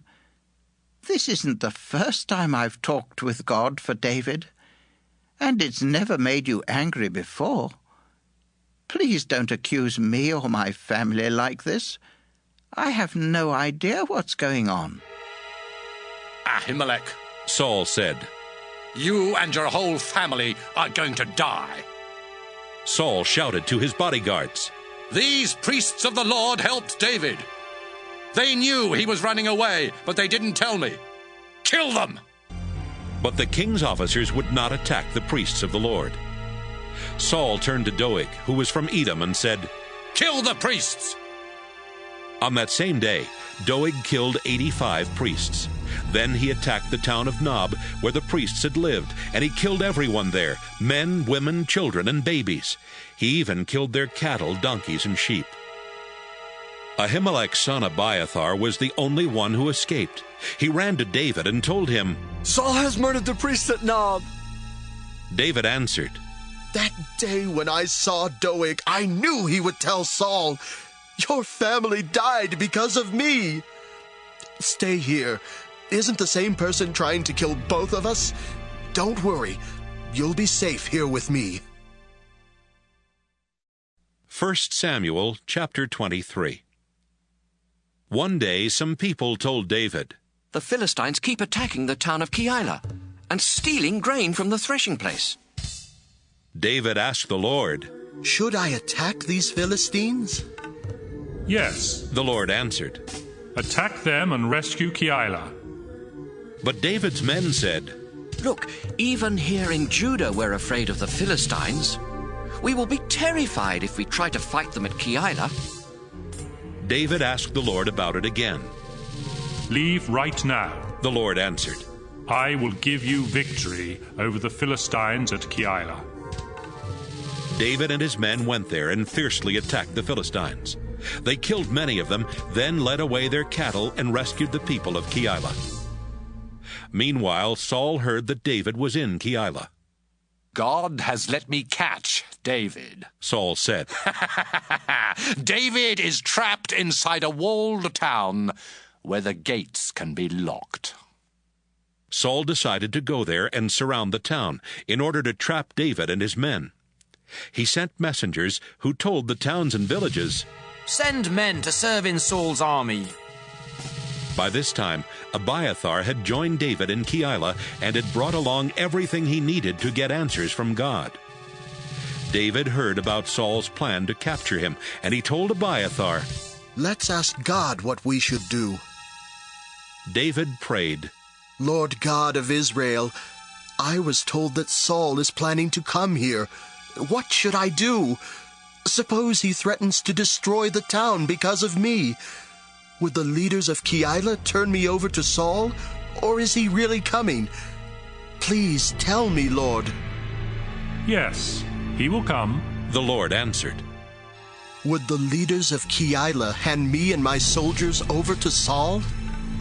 Yes, they would. The Lord answered. David and his 600 men got out of there fast and started moving from place to place. Saul heard that David had left Keilah, and he decided not to go after him. David stayed in hideouts in the hill country of Ziph Desert. Saul kept searching, but God never let Saul catch him.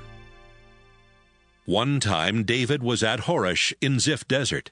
He was afraid because Saul had come to the area to kill him. But Jonathan went to see David, and God helped him encourage David. Don't be afraid, Jonathan said.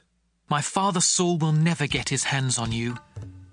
In fact, you're going to be the next king of Israel, and I'll be your highest official.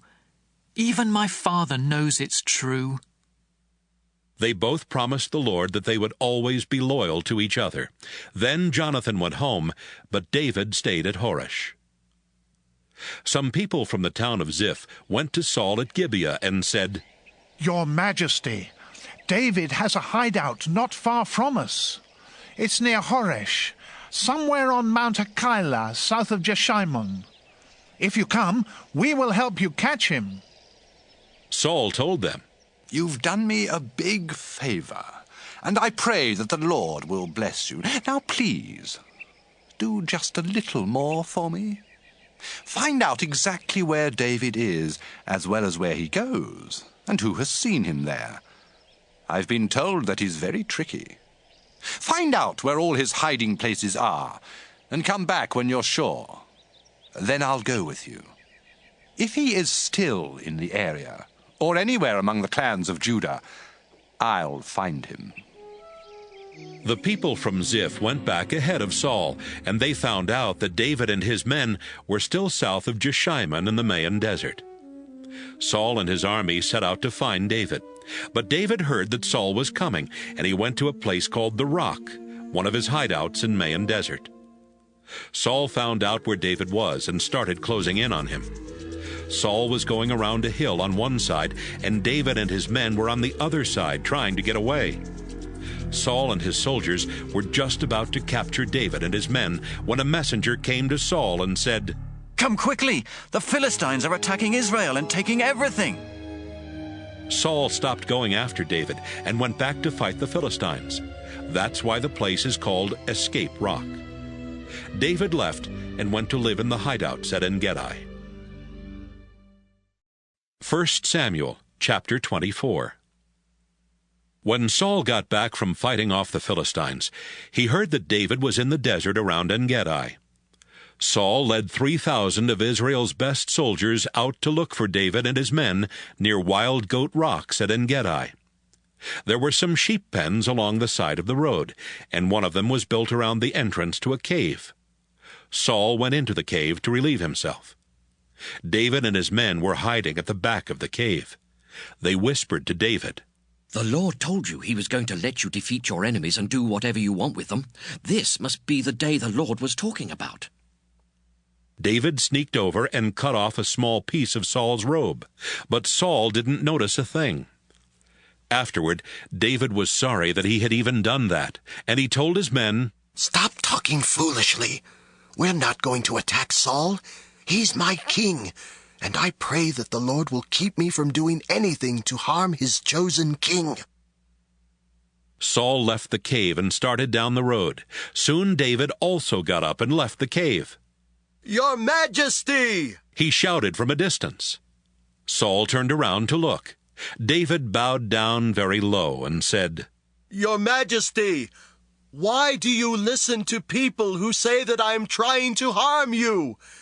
You can see for yourself that the Lord gave me the chance to catch you in the cave today. Some of my men wanted to kill you, but I wouldn't let them do it. I told them, I will not harm the Lord's chosen king. Your Majesty, look at what I'm holding. You can see that it's a piece of your robe. If I could cut off a piece of your robe, I could have killed you. But I let you live.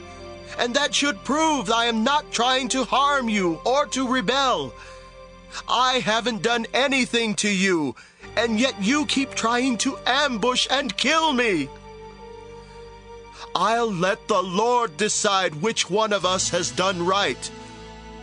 I pray that the Lord will punish you for what you're doing to me, but I won't do anything to you.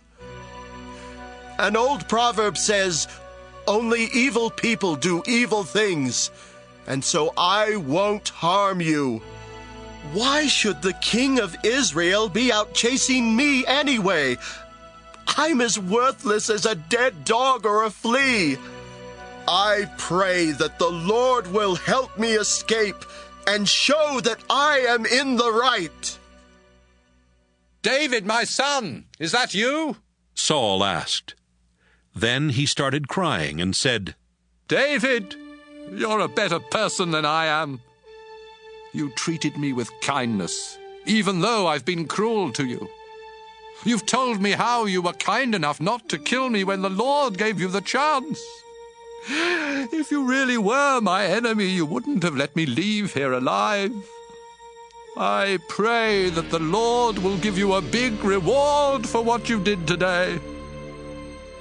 I realize now that you will be the next king, and a powerful king at that. Promise me, with the Lord as your witness, that you won't wipe out my descendants. Let them live to keep my family name alive." So David promised, and Saul went home.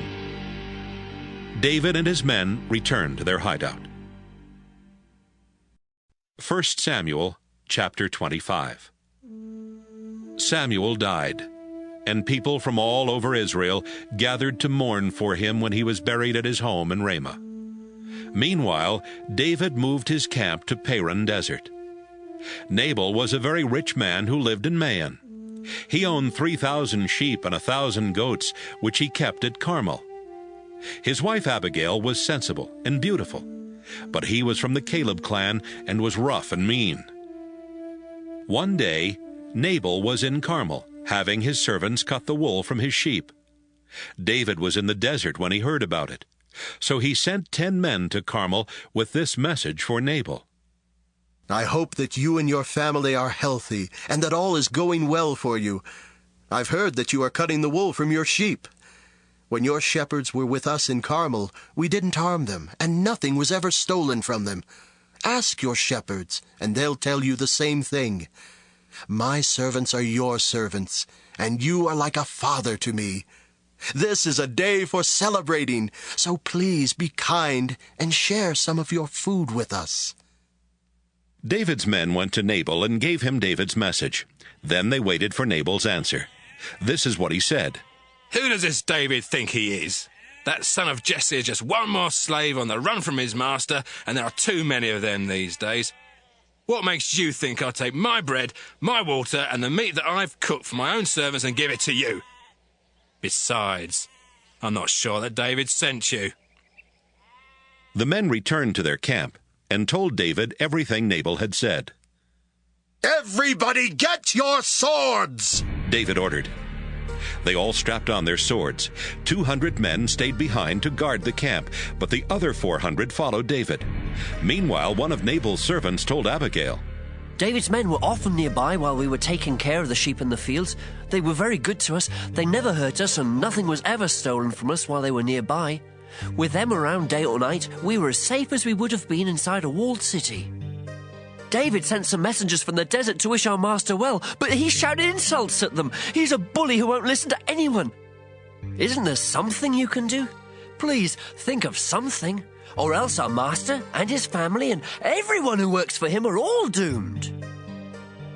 Abigail quickly got together 200 loaves of bread, 2 large clay jars of wine, the meat from 5 sheep, a large sack of roasted grain, 100 handfuls of raisins, and 200 handfuls of dried figs.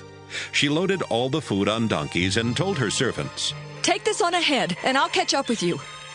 She didn't tell her husband Nabal what she was doing. Abigail was riding her donkey on the path that led around the hillside, when suddenly she met David and his men heading straight at her. David had just been saying, "I surely wasted my time guarding Nabal's things in the desert and keeping them from being stolen. I was good to him, and now he pays me back with insults. I swear that by morning there won't be a man or boy left from his family or his servants' families. I pray that God will punish me if I don't do it." Abigail quickly got off her donkey and bowed down in front of David. Then she said, "Sir, please let me explain. Don't pay any attention to that good-for-nothing Nabal. His name means fool, and it really fits him. I didn't see the men you sent, but please take this gift of food that I brought and share it with your followers. The Lord has kept you from taking revenge and from killing innocent people. But I hope your enemies and anyone else who wants to harm you will end up like Nabal. I swear this by the living Lord and by your life.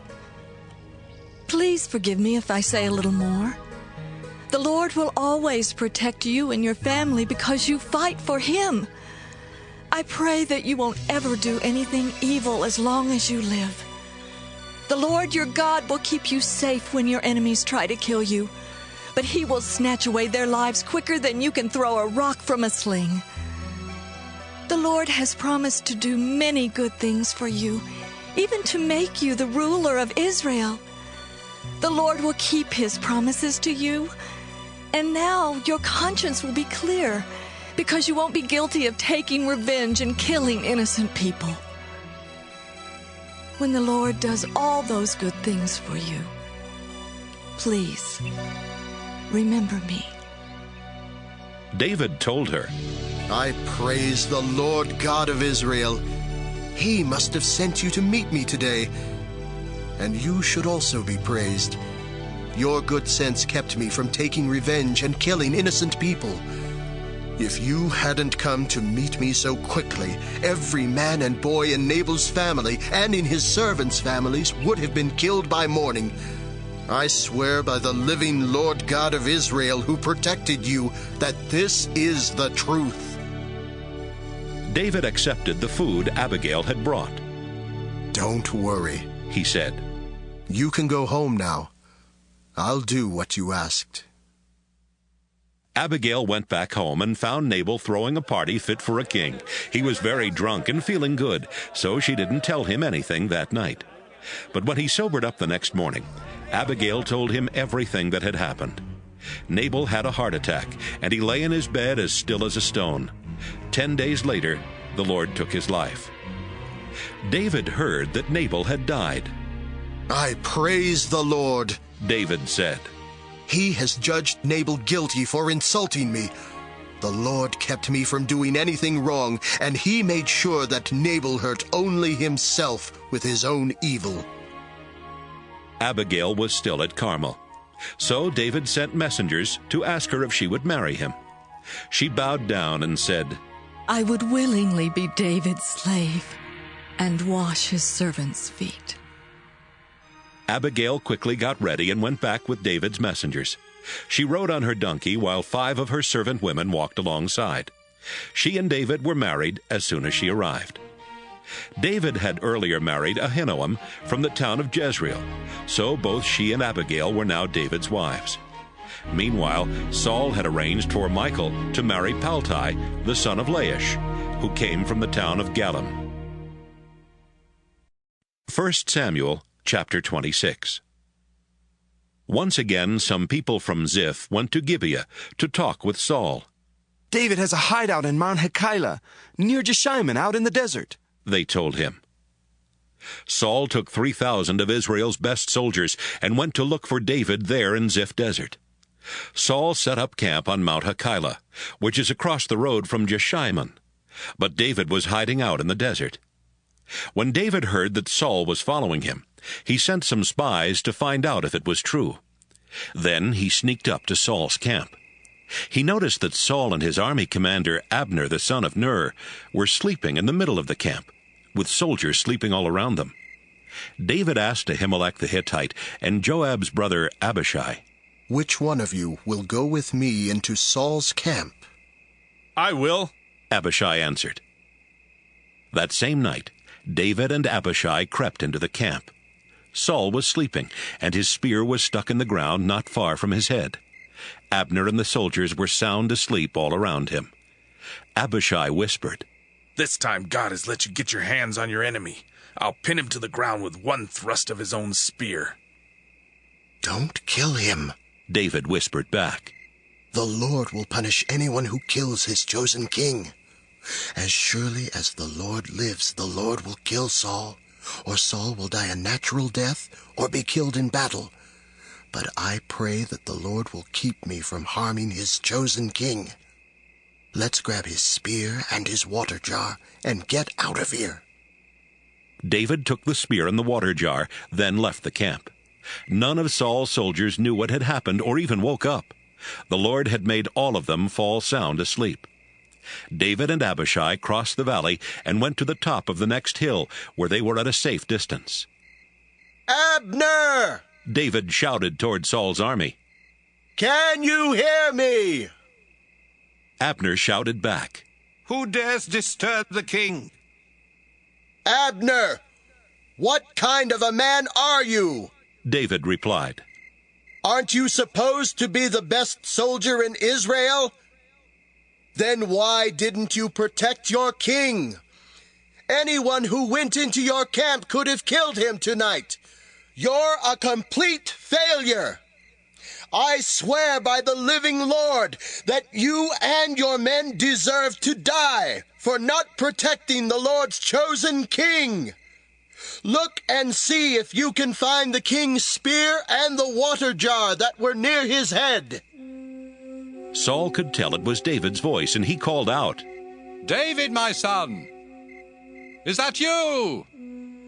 Yes, it is, your majesty. Why are you after me? Have I done something wrong, or have I committed a crime? Please listen to what I have to say. If the Lord has turned you against me, maybe a sacrifice will make him change his mind. But if some people have turned you against me, I hope the Lord will punish them. They have forced me to leave the land that belongs to the Lord, and have told me to worship foreign gods. Don't let me die in a land far away from the Lord. I'm no more important than a flea. Why should the king of Israel hunt me down as if I were a bird in the mountains? David, you had the chance to kill me today, but you didn't. I was very wrong about you. It was a terrible mistake for me to try to kill you. I acted like a fool. But I'll never try to harm you again. You're like a son to me, so please come back. Your Majesty, here's your spear. Have one of your soldiers come and get it. The Lord put you in my power today, but you are his chosen king, and I wouldn't harm you. The Lord rewards people who are faithful and live right. I saved your life today, and I pray that the Lord will protect me and keep me safe. David, my son, I pray that the Lord will bless you and make you successful. 1 Samuel chapter 27. Saul went back home. David also left, but he thought to himself, One of these days Saul is going to kill me. The only way to escape from him is to go to Philistia. Then I'll be outside of Israel, and Saul will give up trying to catch me. David and his 600 men went across the border to stay in Gath with King Achish the son of Maoch. His men brought their families with them. David brought his wife Ahinoam, whose hometown was Jezreel, and he also brought his wife Abigail, who had been married to Nabal from Carmel. When Saul found out that David had run off to Gath, he stopped trying to catch him. One day David was talking with Achish and said, If you are happy with me, then let me live in one of the towns in the countryside. I'm not important enough to live here with you in the royal city. Achish gave David the town of Ziklag that same day, and Ziklag has belonged to the kings of Judah ever since. David was in Philistia for 1 year and 4 months. The Geshurites, the Girzites, and the Amalekites lived in the area from Telem to Shur and on as far as Egypt, and David often attacked their towns. Whenever David and his men attacked the town, they took the sheep, cattle, donkeys, camels, and the clothing, and killed everyone who lived there. After he returned from a raid, David always went to see Achish, who would ask, Where did you attack today? David would answer, Oh, we attacked some desert town that belonged to the Judah tribe. Sometimes David would say, Oh, we attacked a town in the desert where the Jerahmeel clan lives. Or, We attacked a town in the desert where the Kenites live. That's why David killed everyone in the towns he attacked. He thought, If I let any of them live, they might come to Gath and tell what I've really been doing. David made these raids all the time he was in Philistia, but Achish trusted David and thought, David's people must be furious with him. From now on, he will have to take orders from me. 1 Samuel chapter 28. Samuel had died some time earlier, and people from all over Israel had attended his funeral in his hometown of Ramah. Meanwhile, Saul had been trying to get rid of everyone who spoke with the spirits of the dead. But one day the Philistines brought their soldiers together to attack Israel. Achish told David, Of course, you know that you and your men must fight as part of our Philistine army. David answered, That will give you a chance to see for yourself just how well we can fight. In that case, Achish said, you and your men will always be my bodyguards. The Philistines went to Shunem and set up camp. Saul called the army of Israel together, and they set up their camp in Gilboa. Saul took one look at the Philistine army and started shaking with fear. So he asked the Lord what to do. But the Lord would not answer, either in a dream or by a priest or a prophet. Then Saul told his officers, Find me a woman who can talk to the spirits of the dead. I'll go to her and find out what's going to happen. His servants told him, "There's a woman at Endor who can talk to spirits of the dead." That night, Saul put on different clothing so nobody would recognize him. Then he and 2 of his men went to the woman and asked, "Will you bring up the ghost of someone for us?" The woman said, Why are you trying to trick me and get me killed? You know King Saul has gotten rid of everyone who talks to the spirits of the dead. Saul replied, "I swear by the living Lord that nothing will happen to you because of this." Who do you want me to bring up? She asked. "Bring up the ghost of Samuel," he answered. When the woman saw Samuel, she screamed. Then she turned to Saul and said, "You've tricked me! You're the king!" "Don't be afraid," Saul replied. "Just tell me what you see." She answered, "I see a spirit rising up out of the ground." "What does it look like?" "It looks like an old man wearing a robe." Saul knew it was Samuel, so he bowed down low.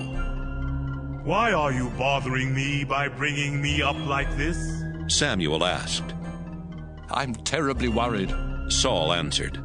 "The Philistines are about to attack me.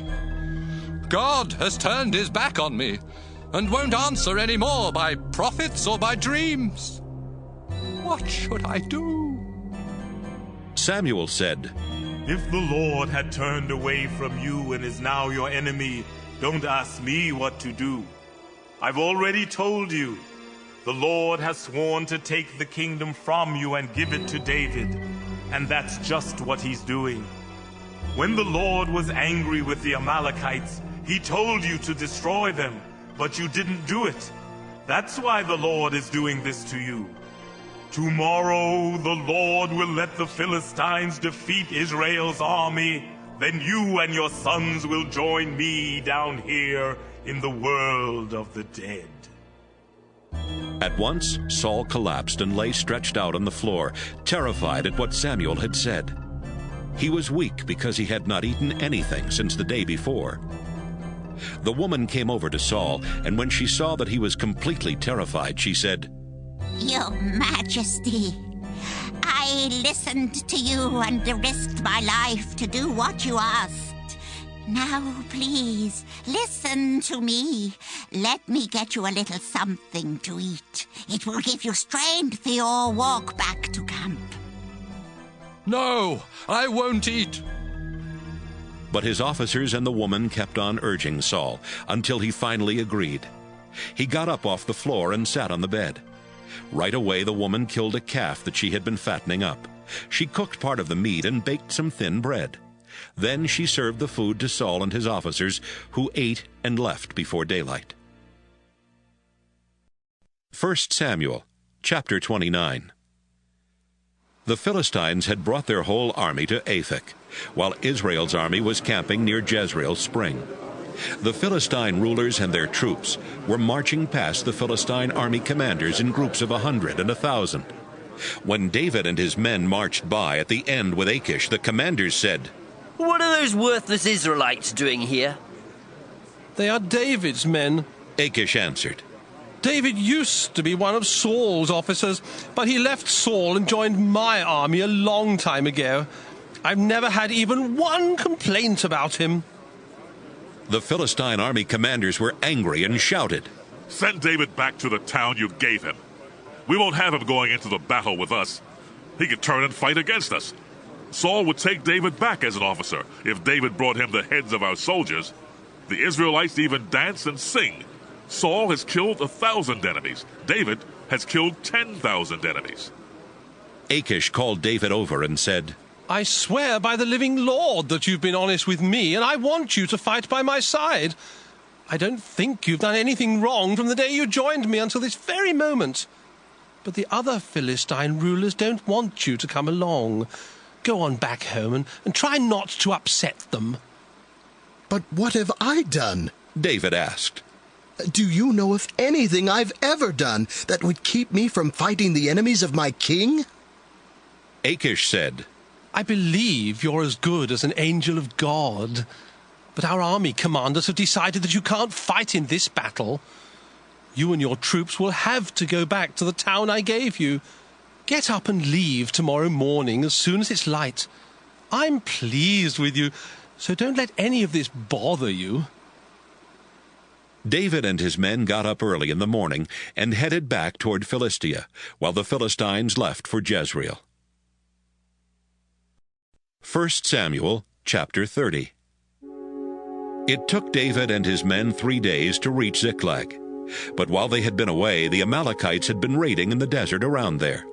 They had attacked Ziklag, burned it to the ground, and had taken away the women and children. When David and his men came to Ziklag, they saw the burned-out ruins and learned that their families had been taken captive. They started crying and kept it up until they were too weak to cry anymore. David's 2 wives, Ahinoam and Abigail, had been taken captive with everyone else. David was desperate. His soldiers were so upset over what had happened to their sons and daughters that they were thinking about stoning David to death. But he felt the Lord God giving him strength, and he said to the priest, Abiathar, let's ask God what to do. Abiathar brought everything he needed to get answers from God, and he went over to David.